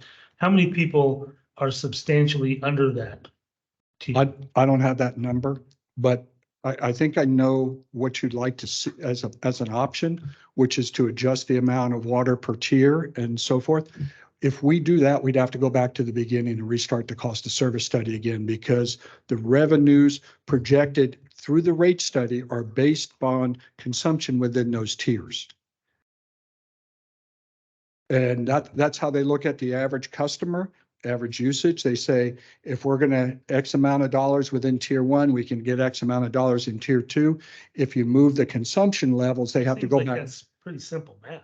You can do it, but it changes the numbers that in the proposed rate study, as far as what the tier dollar amounts are. Bucket from if you had a fourth tier down there, the bucket, the money that would come into that, all the rest of the tiers would have to be adjusted because the rest of the money would have to go into those buckets.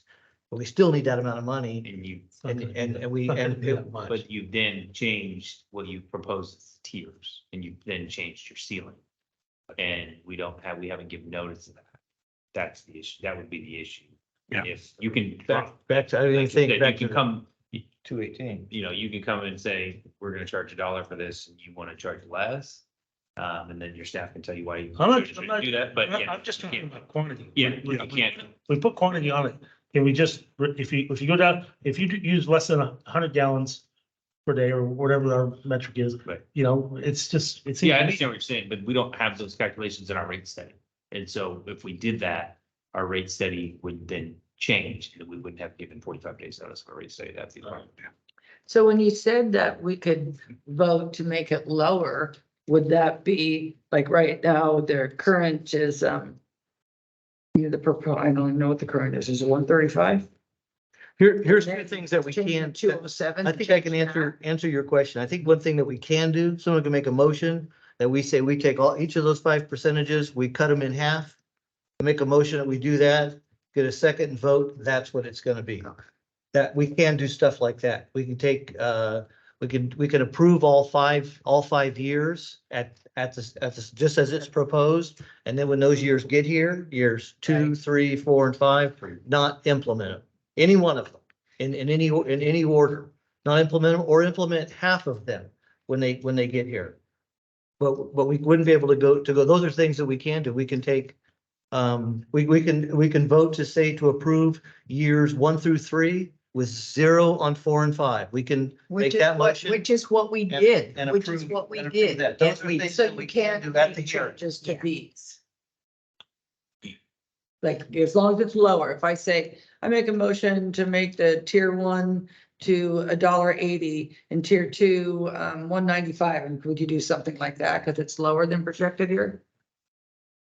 Yeah, I'm just asking. yeah, Yeah, and that's where, I know we've talked on. yeah. Yeah. We've done that. This board has done that. Each of those things I just mentioned, this board has done before since I've been here. Francisco, is a well-informed, person. He's gonna be able to speak, but I just want to go in order, and when we get to public comment, I'm gonna give him more than 3 minutes too, so. Okay, He'll be in the top 3. write your He's question. making some good, notes over there. That pen is. My running. last, maybe my last, I'll be like Cindy.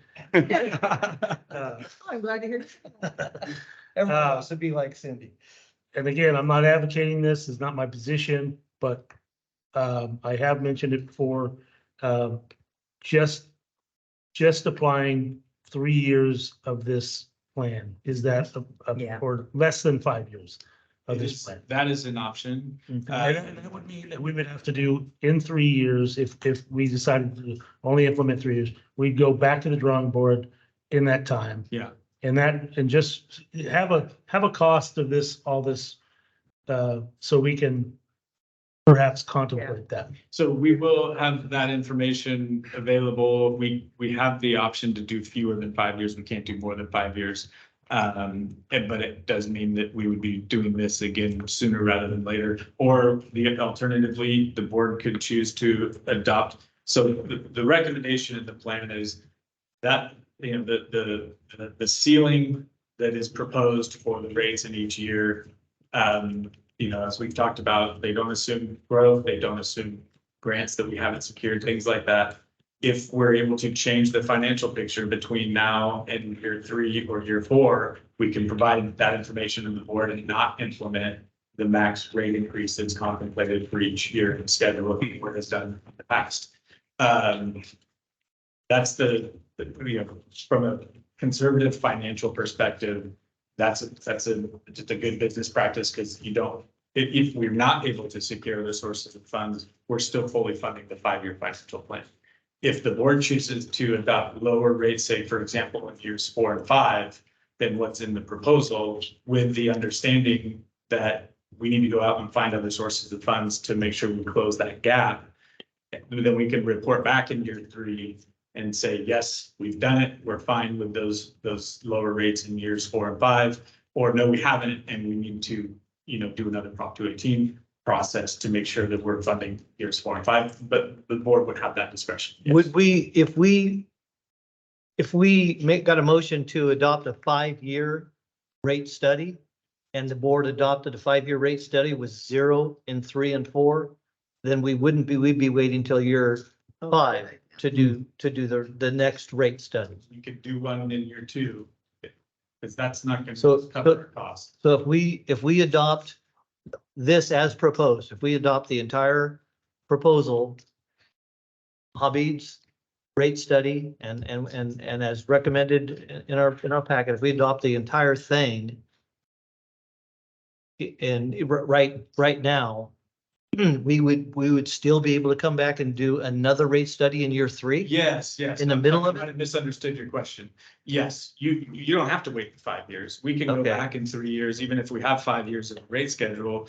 If the financial circumstances have changed, we can go back in 3 years, or we can do it next year. And there is a ballot initiative on the ballot next year to try to force agencies to do that. I hope it fails, for a lot of reasons.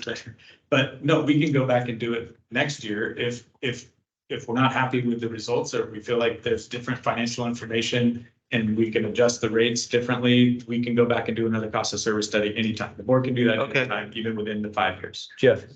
Certainly. One of the things that we are acquiring through this rate study is Habib's rate model for both the water and the wastewater side. So every year, and this is what he suggested, we can go through and repopulate the numbers with actual costs and projections.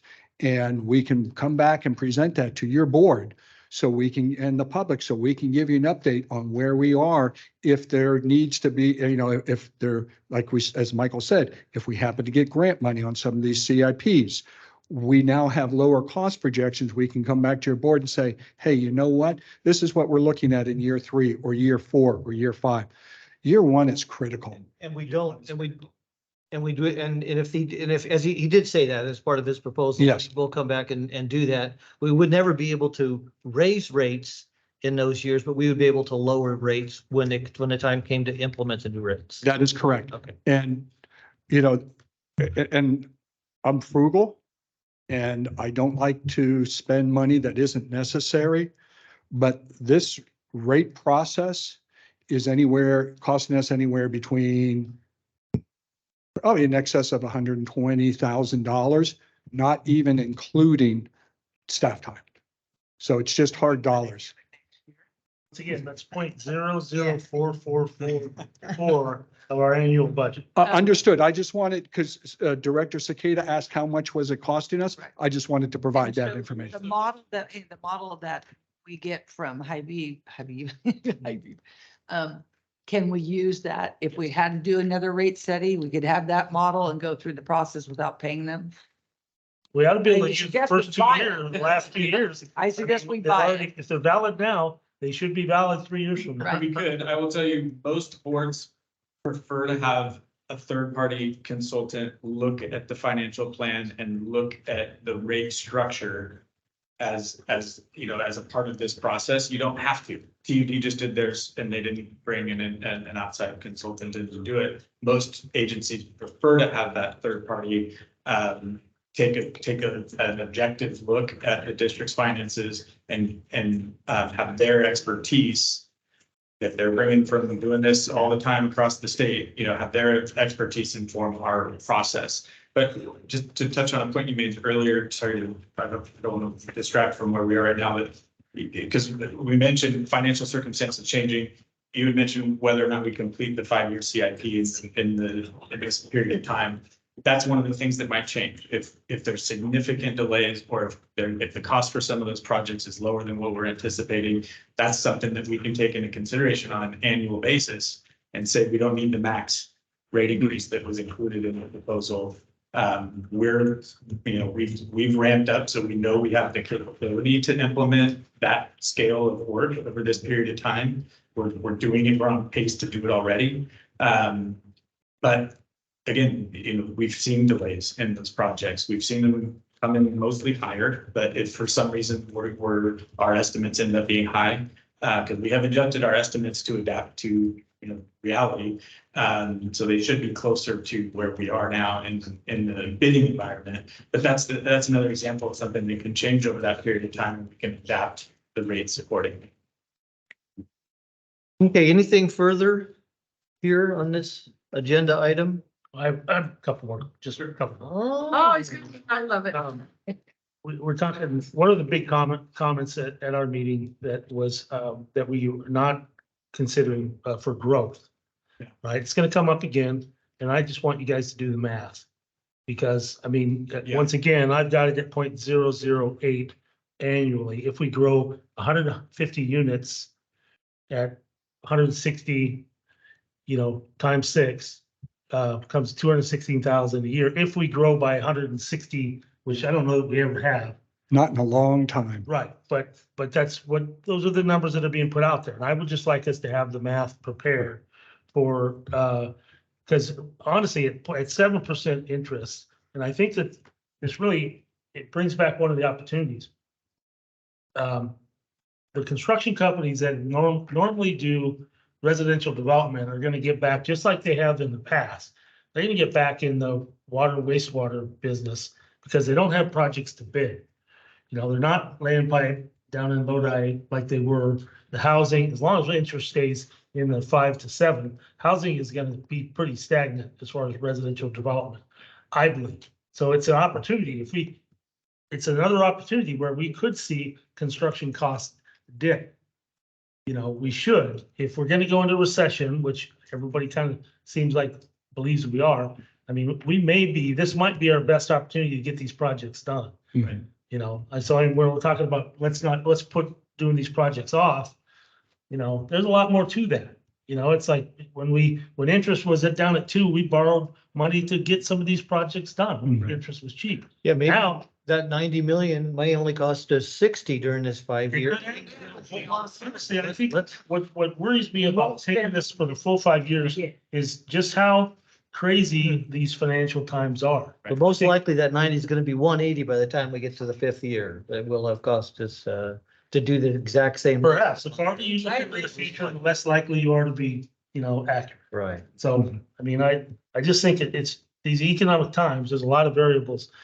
It's all over the place. And to your point, I mean, hopefully it does shift because we have seen prices level off. We haven't seen them come back down since the crazy inflationary environment we were in, and hopefully it does start to drop, and that would be a huge relief for us.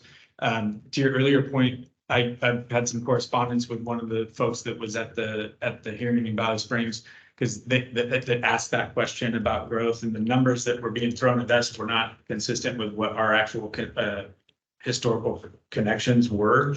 And so I provided that information to them, but I made the point, because we can do the math, it's very easy to show, even if we assumed growth at a historical average over the 5-year period of time that we're looking at here now, it doesn't really make a difference. It would have to be significantly higher growth than what we've experienced in the past in order for us to, and it would depend on where it is, right? Because for those connection fees that come on, we can't use it for the operational budget.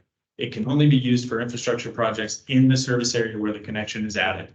And so if I was just talking about the rates. right. And the other point I think we try to make when it comes to rate revenue is it's great that if we're able to expand our ratepayer base, because it does create some efficiencies, but it also creates costs. It's not like we're making money on those new ratepayers, right? The rate is designed for them to cover the cost of service. And so there's additional cost for each connection that's added as well. So it's not like we can just count that as all new revenue. That With no responsibility. With no additional cost as well. All right, Getting through your list. okay, last one. I don't believe you anymore. I know. Director liability. I mean, what is the liability? Because honestly, the best thing that could happen, I don't know that it would be the best thing. The best thing that could happen to a director is for the protest ballots to come in at 50+1. Because I believe at that point, it dissolves me of any responsibility that I have. As it's at Well, that until we point. come back with the difficult budget cuts that we're gonna have to make, because then the responsibility then shifts back to the Right, district. but as far as Political. our responsibility, Sure. I mean, but I mean, what is the director's liability? Could we just, knowing everything that we know, and we know more than pretty much everybody out there, I would presume. But knowing what we know about the things that need to be done, could we just say, I mean, would we be liable if we just said the hell with it, let it fail?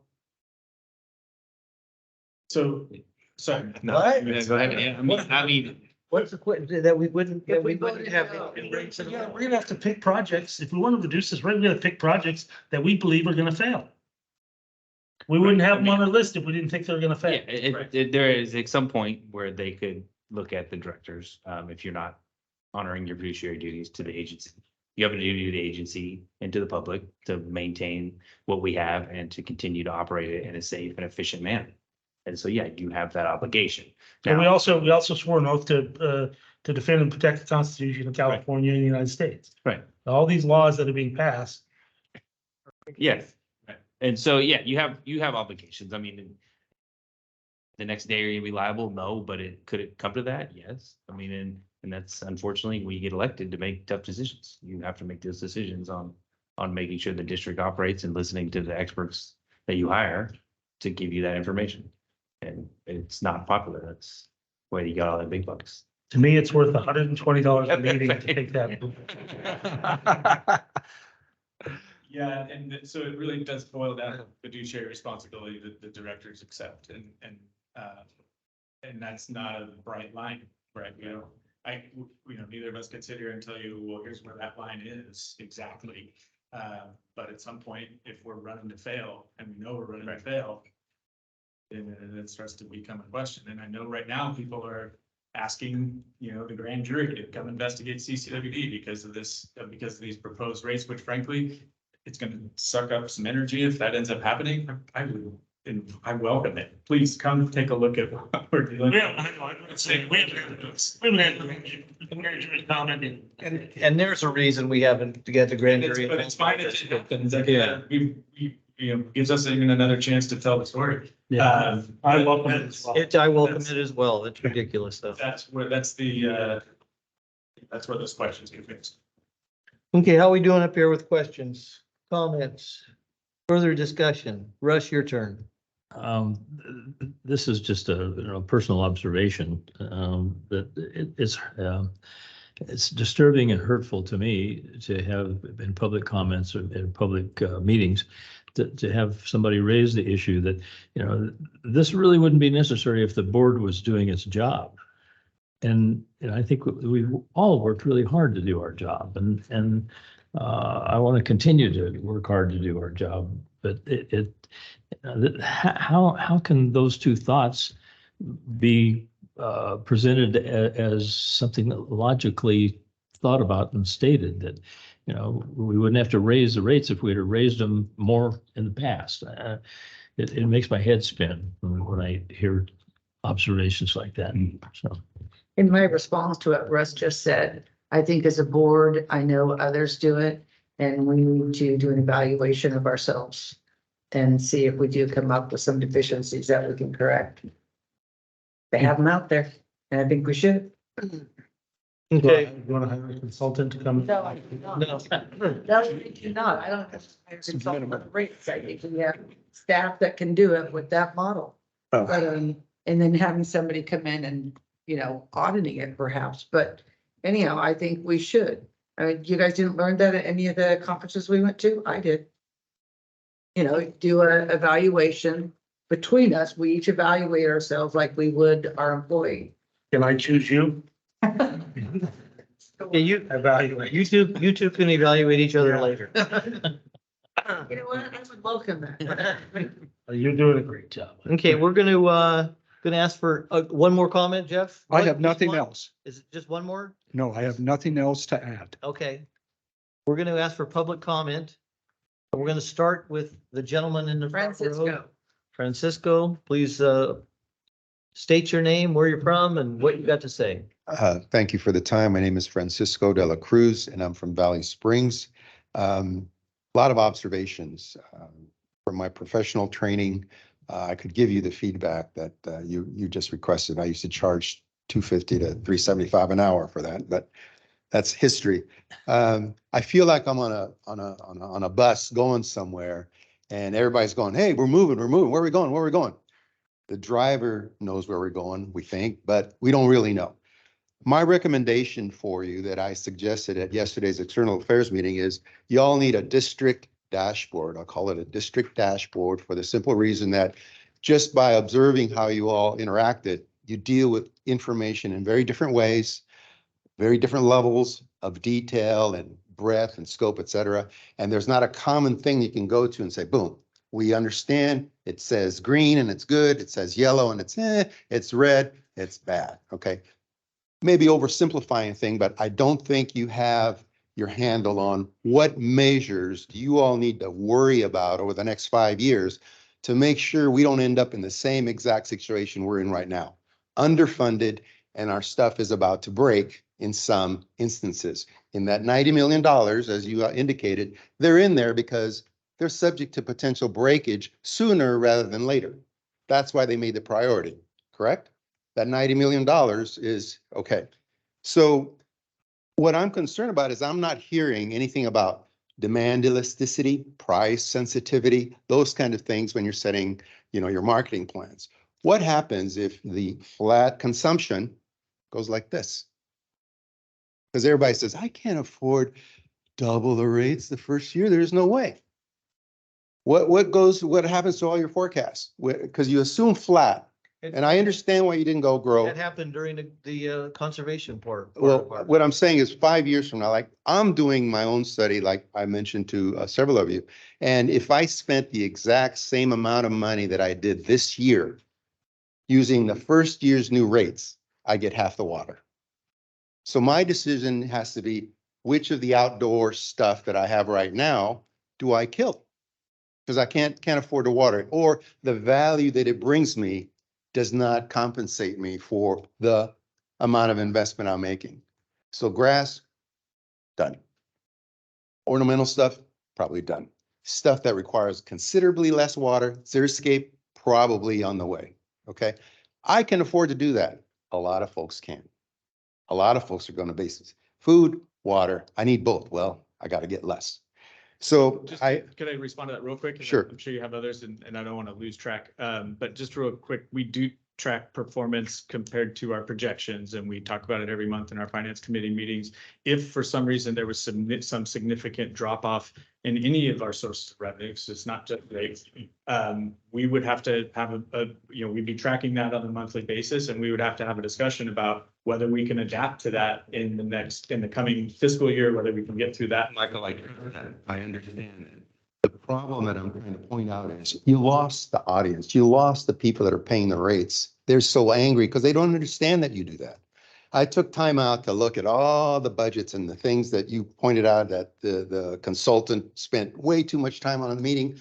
I agree. It was inappropriate to spend that much time on that much detail, but it's essential for you to understand why the rates are why they are.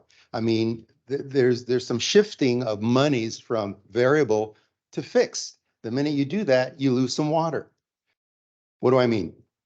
Right now, the base rate, tier one, $120. We know what you mean. Okay, all right.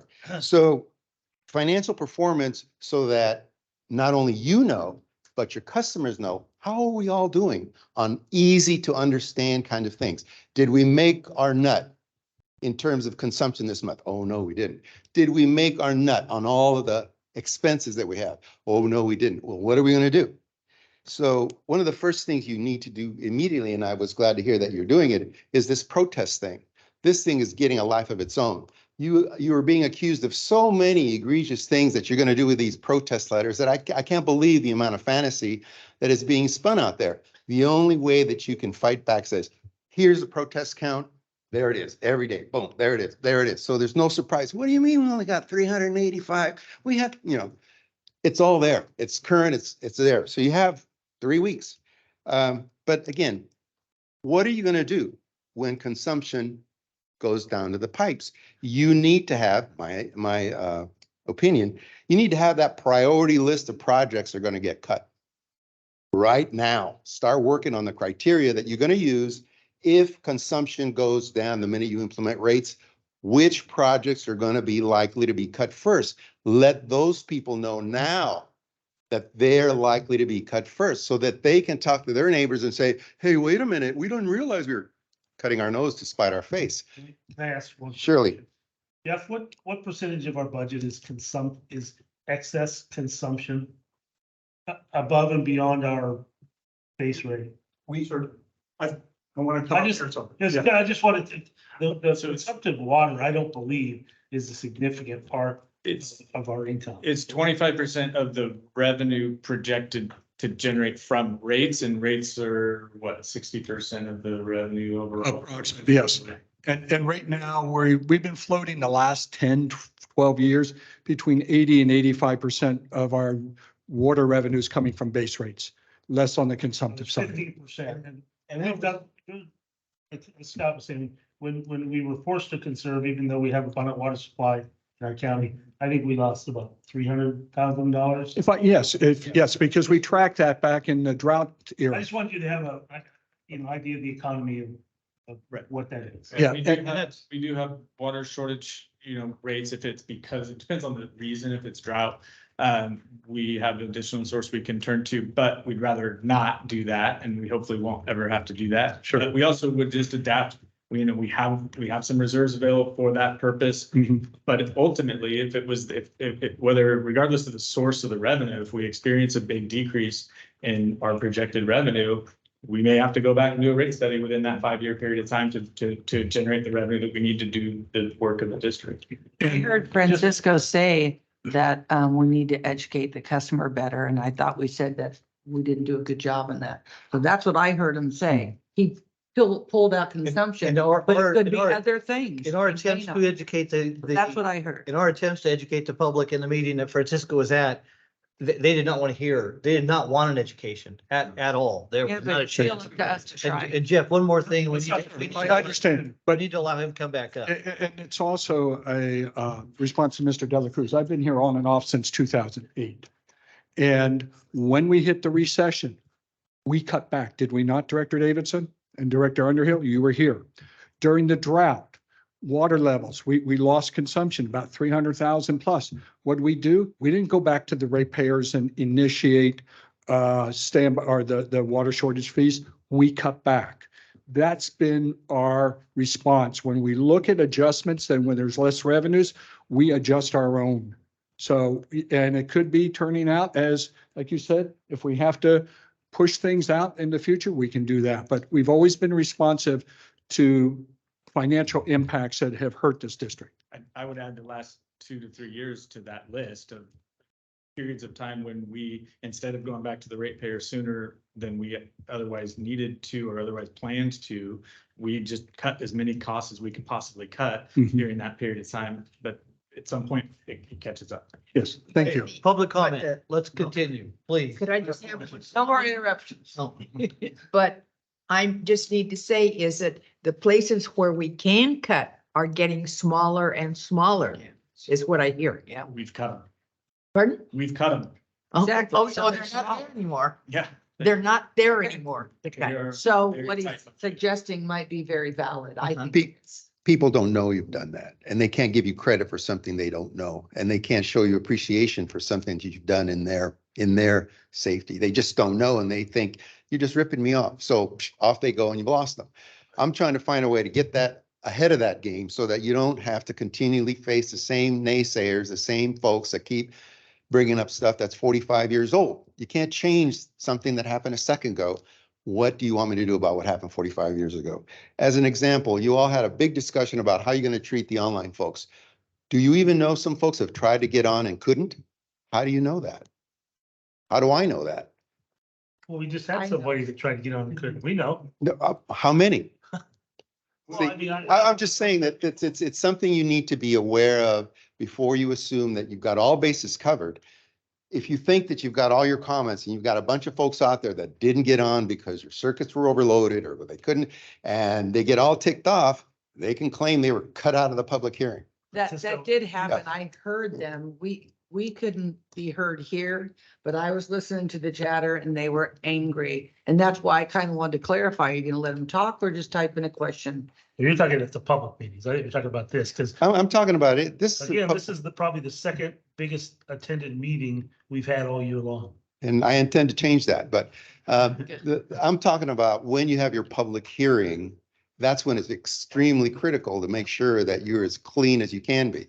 And just in today's meeting, I think you remember Michael Rogers. Mhm. He texted me, been trying for a minute, can't get on. I said, they're having some issues, because I know you were having some issues with your earlier, but but I don't know what was going on, and he just couldn't log on, and you would not have been aware of it, and that can happen. I'm just saying, be prepared, be ready, and try to anticipate as many of the things that have bitten you so hard in this, you know what? That's all I'm trying to do, help you Thank through this. Thank you.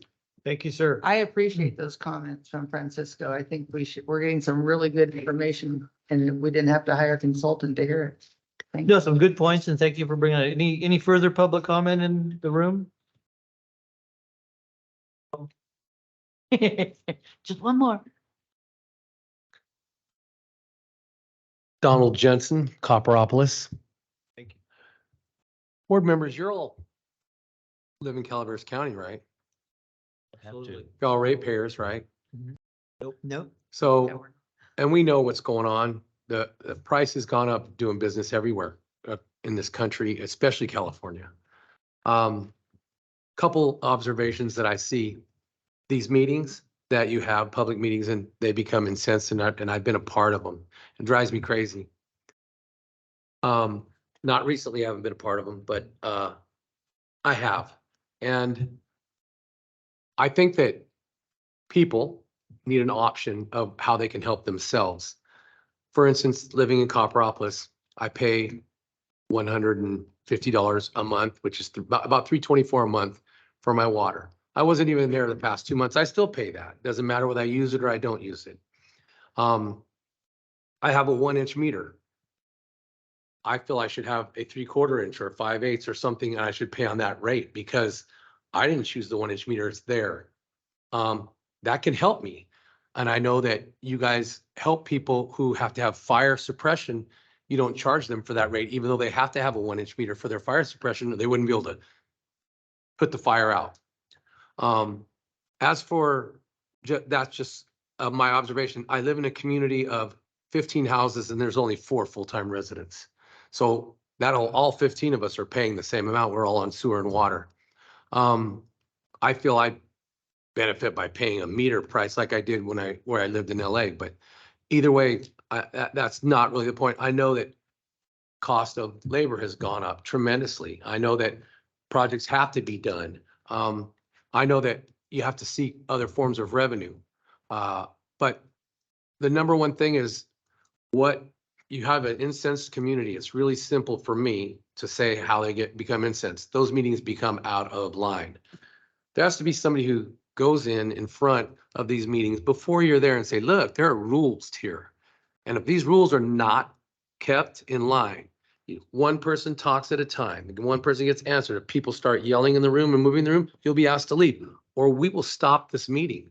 That's it. You got to quit treating everybody like we all get a star and little kids. We're adults, and you need to treat them. When I have the meetings in my own thing, I don't allow that to go on. If it goes on, I'll just walk out. I'm gone. I'm walk out. And I know you're public figures and you really kind of can't do that, but you can put somebody to say, look, go talk to, I want somebody in the moon going around, talk to them. Hey, if you're going to do this, we're going to ask you to leave.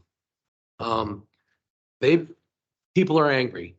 I have a budget. I do the budget in my family, my wife and I, and last year's groceries, what did I buy? The exact same thing were $125. And I buy the exact same thing month in and month out when I go to the grocery store. And this year they're $212. That's a huge increase. And that's kind of the way it is all the way across. So people don't like the increases. I think one of the things you can do is move forward with your first increase, really move forward and just have more of these public meetings and get them organized and educate the people a little bit better. Soften the blow so that they can understand it. They've never owned their own business. Most of them have never owned their own business. So they have no concept of that, how these prices have affected everybody. They just know how it affects them alone. And when you're talking about multi-million-dollar company, and it affects you millions of dollars, it doesn't affect you like it does me. A piece of lumber went up from $50 to $100. That's a 50% increase, but I only have to buy one piece of lumber. I don't have to buy a truckload of lumber to do anything. So just my observation, I think that a little bit more education, but I think that the longer that you wait, you're going to put yourself, just like Mike said, behind the 8 ball. And you're gonna have to start making cuts if we don't move forward with an increase so that you can get through the year. And I think that people should understand that, and it's something that we're gonna have to do. And that would soften it if they know that we're gonna have much more public meetings, all free on your time, obviously, to discuss these things and the options and different things. And I brought forth, I know, that using that property over behind Copperopolis, making it a turf, you know, you have the reclaimed water, making it turf and operating it yourselves. You're gonna have to hire employees up, but I think there's a value in that. That's a form of revenue. The other form of revenue discussed, I'm not even gonna bring it up. That didn't work out, but I think there are other forms of revenue that can help. And I think that when you get the opportunity to operate, you need at least a year, maybe even 2 years of that budget to operate. You're discussing 3 so that you can educate people on exactly what's going on. You know, that the cost, it's just going up and up and up. There's nothing that anybody can do about it. Hoping that it gets organized and different like that, because the things I heard when I came back were crazy, and I said that's not even legal. You know, if they said that the rates were going to be raised 100% next year, we're going to have to start paying. I said that's not, you can't even do that. The government doesn't allow that, guys. But it's hard to educate people on something that you guys have all this knowledge of that's so big, and their life is involved in their actual budget in their home and their house. And they get incensed because they've been hit by gas prices. They've been hit by insurance prices. They've been hit by everything that there is. So thank you for your time. I appreciate it. All right. I know you guys are working hard. Appreciate it. Thanks, Tom. Thank you. Any further public comment? Anyone online? Becca? Okay, I saw that. Anyone with their hand up during public comment? Before we leave public comment? Okay. Thank you, everybody. Our next item is reports, general manager's reports. Mr. Minkler. All right. How about we start with a couple of pieces of good news? Wow. And maybe I shouldn't oversell it yet, but I think the engineering committee, at least, and it's probably the whole board, is aware. We were about ready to go out to bid on our Arnold wastewater treatment plant project.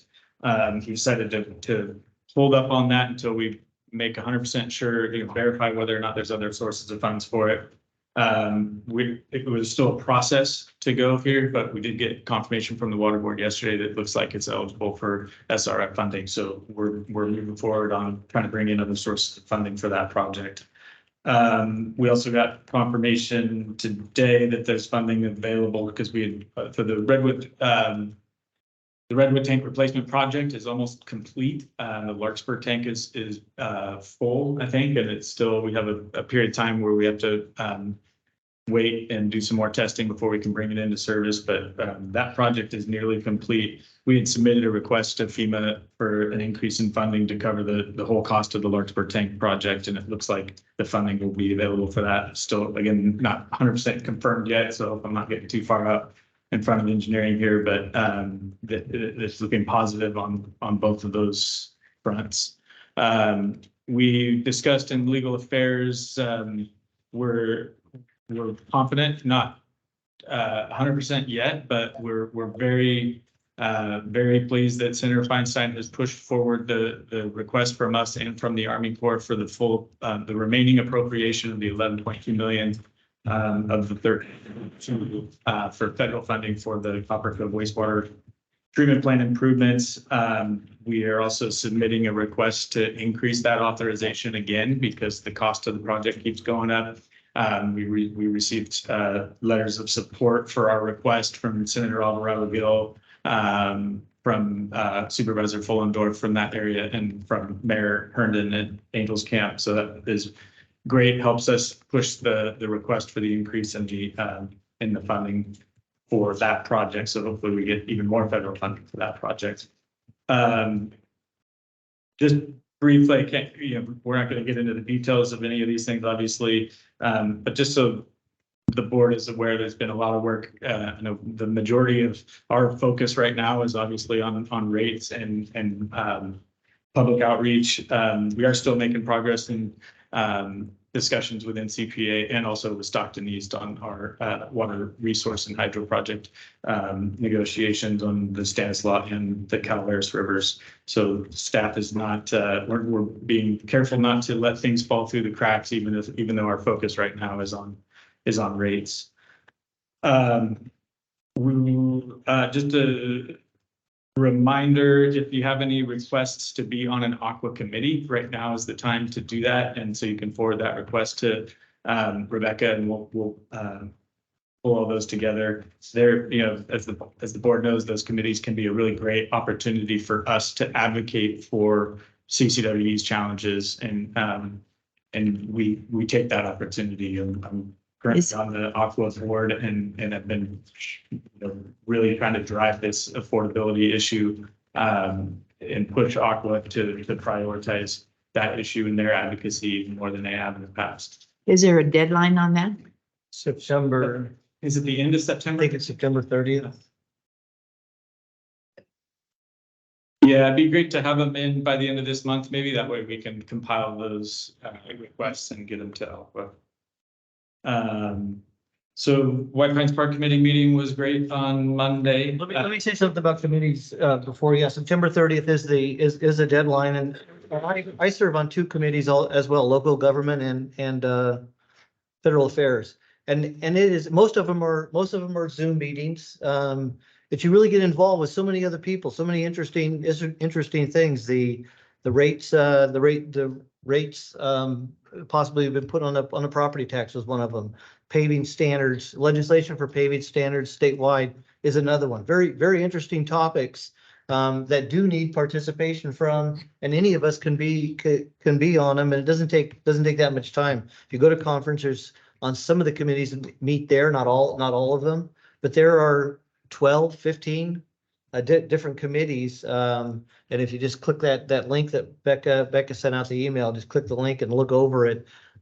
Getting involved. Cindy, you were looking for things to get possibly. I just There- made there- a note. I Yeah, forgot to there's get several that. things that I think would interest you on And there. I'm District 3 no, on Aqua. Region three. Yeah, but the committees are not region, Right. not Oh, involved. they're not? No, they have nothing to do Oh, with your there's- region. I Yeah. think one or two of them. The were. only committee that the regions appoint are the state ledge committee and federal affairs. I think there's two that are closed committees where the region boards or the region president selects the members that go on the state ledge committee. Yeah, and I think I looked at that one. That's my. There's another 13 or so that you can choose. I'm going to.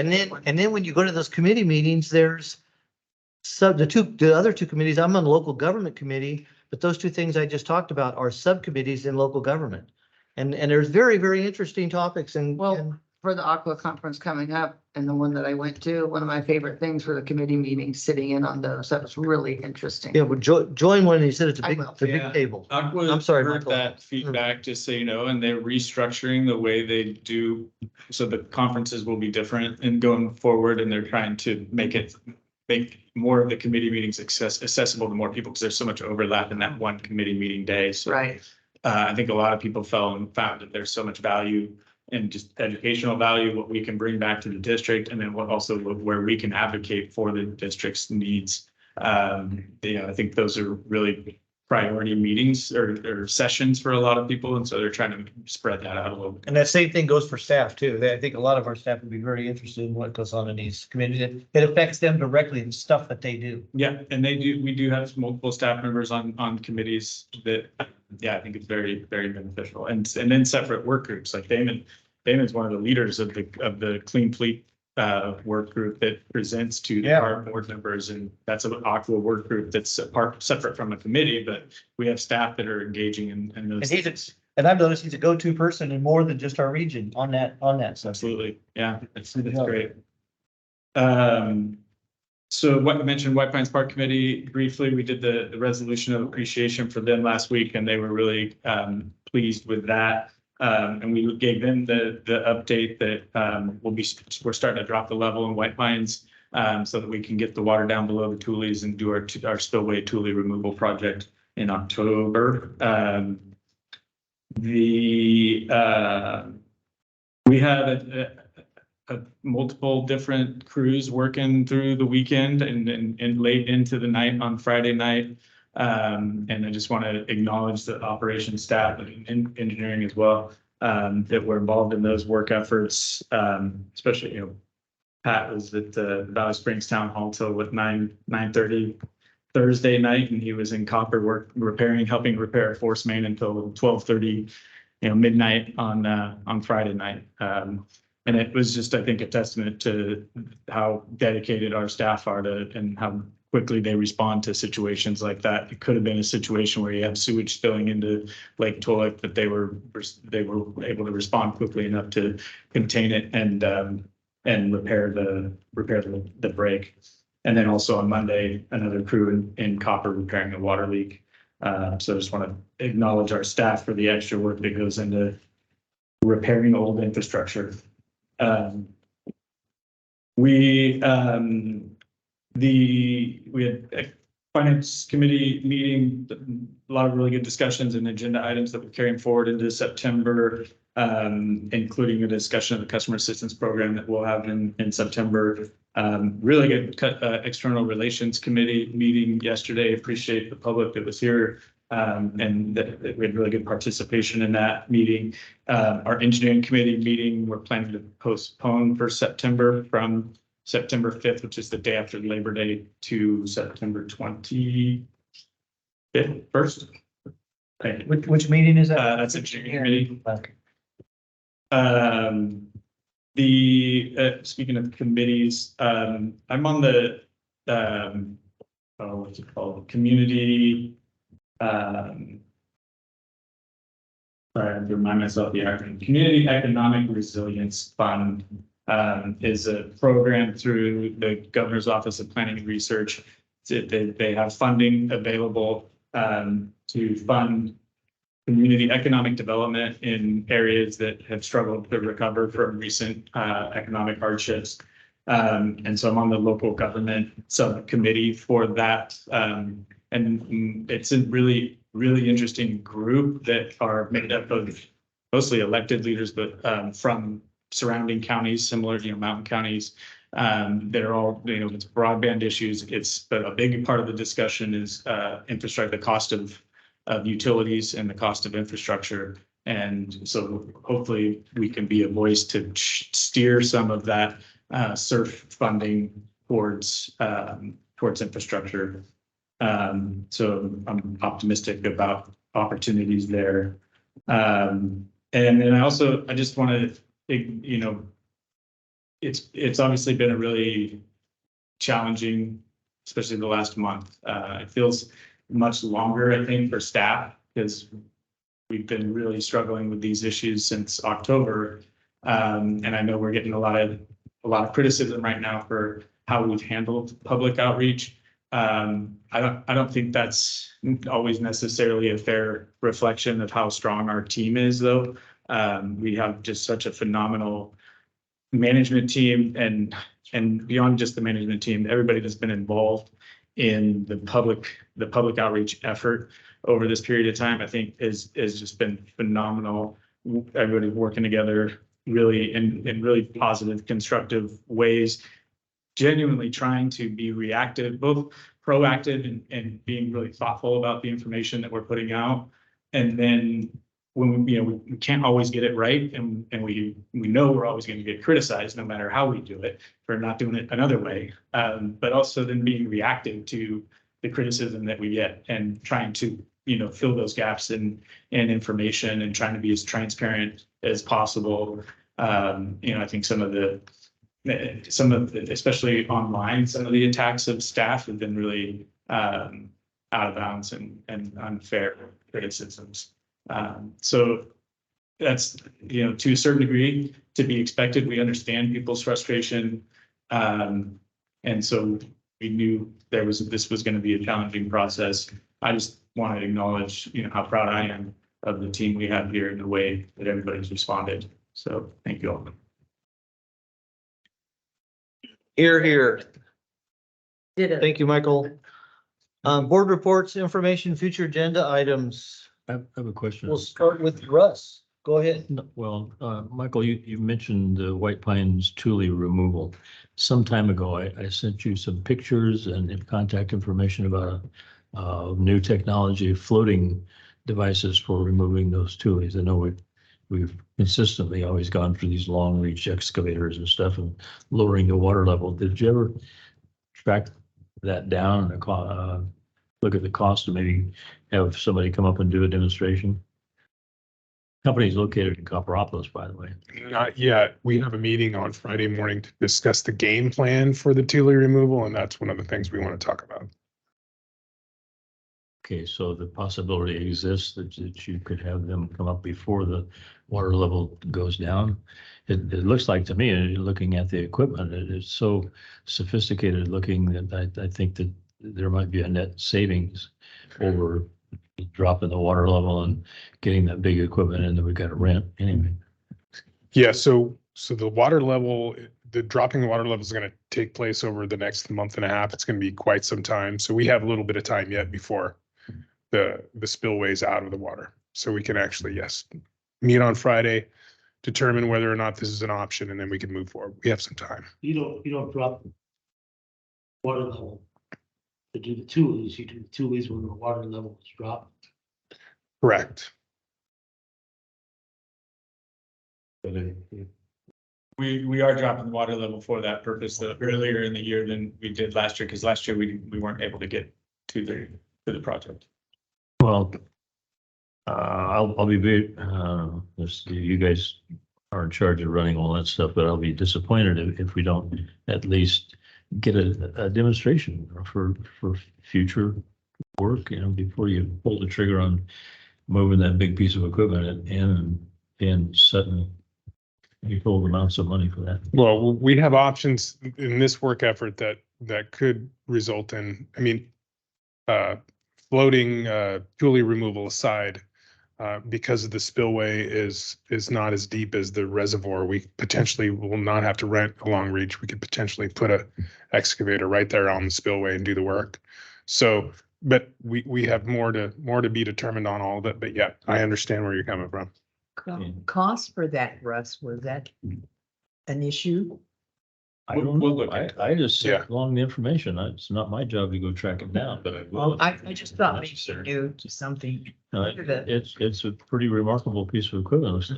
They refer to it as a floating bobcat. Right. And it looked like it could, Or a floating, large lawnmower, floating giant weed eater. Yes. well, it just had these grappling devices on the front, like a 4-in-1 bucket that you just could go in and pull the tules out and take it over to the side where you have to be there shoveling it into a truck. Yeah. So yeah, we'll definitely, look into it. we'll report back on whether or not we're able to make use of it. Thank you. Absolutely. Yep. Go ahead, Russ. Any future agenda items or board report? Yeah, there'll be an agenda item on reporting how the floating tules. Okay, future agenda item. Future agenda item, yeah. I see that I have my hotel booked for the next conference. Thank you very much for that. And I want to report that my wife and I have been spending the last 10 nights or so in our new house and enjoying that a lot, driving a lot less, waiting for you to come by and give me my final inspection. Yeah. That's it. Cindy. Let's see, so there was no T-Stan IRWM meeting this month. Which was good because I was out of town, so that worked out nicely. But they are gonna do next month, they're gonna do a field trip, which I'm not gonna attend. I'm not even sure where they're going, but I don't like the big bus rides anymore at this point. I'm not gonna go. Something to consider when we're talking about other income, Michael, is I found out that MSD did not get their grant for their collection system replacement.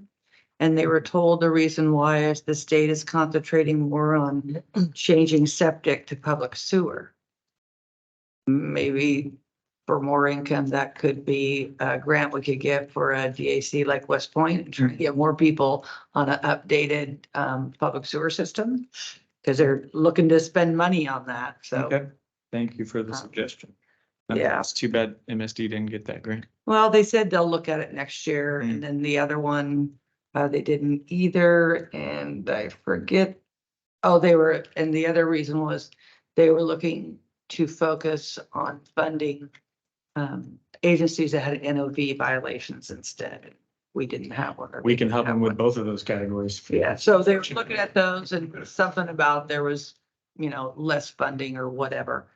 But yeah, that might be something that CCWD could look into for additional income. Would be great. Yeah, not to belabor this point, but it just kind of illustrates how difficult, competitive those grants are. Even when you qualified before for grant funding, it doesn't necessarily always mean you're gonna, secure grant Exactly. funding in the future. Well, maybe something to look in. And then the only other comment is I hope for the hearing that potentially we have some options so I can look at formed that are, vote. Some options maybe. That's it. Okay, thank you. Director Davidson? My only comment is in regards to the meeting last Wednesday, I really appreciated all the staff that was there. I saw a lot of our field guys, came, seemed like. Yeah. So it was good to have them, see what we get to come. But, I appreciated everybody being there. I think you guys all did a pretty good job. We just got, blindsided there but we really need to make up for it. And we have to put something out there and, to whatever, I've been traveling and haven't been that available, but I'm willing to meet with some small groups down there, as my job allows. We're working in the county, so, if there are some groups that pop up that we can go and meet with, I'm happy to do that. Yeah, and if there's, groups that you're aware of that you're not able to meet with, just let me know and I'll make sure we staff it and we'll be there. Cause that's really, the most effective outreach we have right now is sitting down and talking to people, especially the thoughtful ones that are willing to hear us out. I had after our external relations committee meeting yesterday, I had an hour-long conversation with a ratepayer who had come at its past town hall and was, initially very frustrated by the rates. And now he's, like some of the folks here, trying to help us, navigate it better and not, he's not going to protest. And so there has been, I think it gets lost by the volume of the opposition sometimes, that there actually is, we do hear from quite a few people that are supportive, and they understand what we're faced with and support what the district's trying to do. And it's just they're not as loud as the opposition. Jeff? Done? Director Underhill? My turn? Yes. Again, about the is that the name of our committee? External relations? Sure. We don't have external affairs, we have external relations. But anyway, I wanted to really commend a little speech presentation made by two of our employees, Kelly and Damon. They talked about the rate increase and what it meant to the community. They talked about how it affected them. And it was just so heartwarming. I cry at any excuse probably, but it really brought tears to my eyes because of how sincere our employees are. You guys really, really take this to heart, and everybody's got to understand. And the more everybody hears about it, the more they talk to their neighbors or their friends, and it is going to get better. It is going to get better. And that's what, that's the way I feel. It'll be a hard one. And I'm sure a lot of the directors are not we haven't made up our minds yet. Or some of us maybe 3/4, but we're still listening because we must listen to our constituents. We must hear how it impacts everyone. And, you know, and again, we're customers also. How is it going to impact me?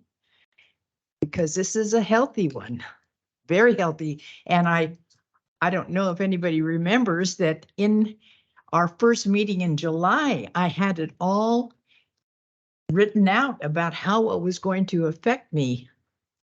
Taking the figures from the, you know, the handout that Habib gave us and the impact it was going to be. So again, it's going to be a hard vote. White Pines continues to excel. It's how many people have not been to White Pines yet? Please, please come to White Pines. The Moose Lodge had a car show up there last week or a couple weekends ago or last weekend, and they had 90 cars. And it was a chili cook-off. They served 400 cups of chili. That's how many people got up there. So I thought that was great. And that's it. Thank you. Two things. Just wanted to, we've talked about a future agenda item being the collecting wastewater rates on a tool using the property tax. And I just want to get a date. Hopefully this year when that will. Oh, yeah. I think we were shooting for October finance committee. Was the. And coming to the regular, Correct me if I'm wrong. coming to the regular board. No, an agenda item for the board. I After, thought we were gonna start with finance committee and then bring it to the full board, but Okay. we could do it after that. or week to, when, there's only two, so it would be the first meeting in October to the finance, or So the second meeting? Second meeting in. possibly on the, Second board meeting in. okay, or maybe the only meeting in November if it slips. Yeah. Okay. And the only thing I have is I'm trying to put together working with Joel Metzger at Utica to put together a tour. And I've been bugging him for a year. He's given me dates every once in a while. We hadn't worked. So he asked me if I want to do a private tour. And I'm on 3 different boards. I'm on Mountain County Water Resource Association. It's a 9-member board. On the Aqua JPIA board, and that's another 9-member board. And so he's asked me to invite them, and I'm on this board, and I want to invite you board members. It's October 10th. I'll be sending an email to Becca. It's going to start about 9 a.m. And then end up back in Utica Park. I mean, back into Murphy's. And Utica will provide lunch and snacks at the park at 1 o'clock. So basically from 9 to 1 on that Tuesday, October 10th. And you'll be taken to the flumes and walk up flumes. I'm not quite sure what the tour is going to include, but it definitely will include flumes and dirt ditches. I did that one. I have pictures and it's beautiful. Okay. To walk the flumes. And so I will be sending that out to, I think there's a total of 25 people can come. It's going to be first come, first serve. I'll be sending it out to all 3 of those, to all 3 of our boards. And I'll be sending it to you, Becca, to distribute to this board. And if there's room, I'm sure that staff we'll fill up the rest of it with that. But October 10th. That's all I got. We're gonna Well, Scott, wait a minute.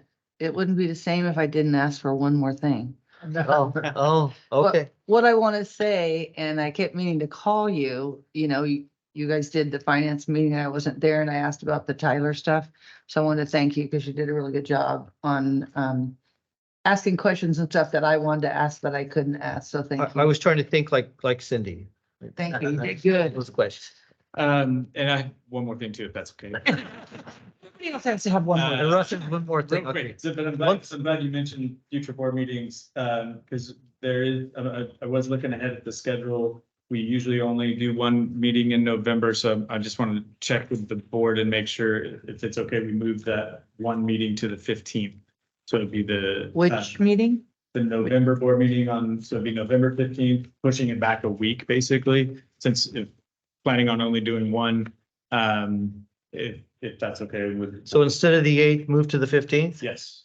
We have a camera meeting that day? Yeah, so I'll talk to them about pushing. We it. canceled the last one. Yeah, so we can push that one back. I think maybe change the time of the camera meeting, keep this one at 1. But we can work with camera on that. Okay, What month are we talking about? November 15th. from the 8th, and what's going on the 8th that we're not doing it? I won't be here. Feel free to. It's too far away, just remind. What's the purpose of moving? So it's, if we're only gonna do one in the month, it's Recall by then. generally preferable to do it later rather than just that first week in the month. We might have financial reports available by then. We'll have, more time between the board meetings for Okay. staff to get agenda items ready since there'll only be one. Okay. Noted. Russ, you had something else. Well, I'm surprised that you didn't include in your report. I fully expect you to report occasionally how well you're enjoying the Aqua JPIA assignment, and are you making a difference and stuff like that? Okay, well, I'll prepare something and prepare in the future. On the same subject, I'd like to, I asked you this a little while ago about the Park and Rec. Yeah. What's going on there, what we're doing, and so prepare something and report on that on our, next time. November 15th. So ordered. I could do All right. Okay, and I will prepare something. It is very interesting. I'm loving it. Well, we'll discuss it then. Everybody in the whole area campaigned for you and everything. Yeah, We and deserve a You report. Yes, and you will, now that you've asked, you will definitely get one on how it's going and what I do. Next board meetings, besides November 15th, is going to be September 13th, public hearing, 5:30 PM in this room. After that, September 27th, our regular board meeting at 1 PM. We're going into closed session for a conference with legal counsel, anticipated litigation, potentially 2 cases, and we're going to take a break before we go into closed session. Thank you, everybody. Hey.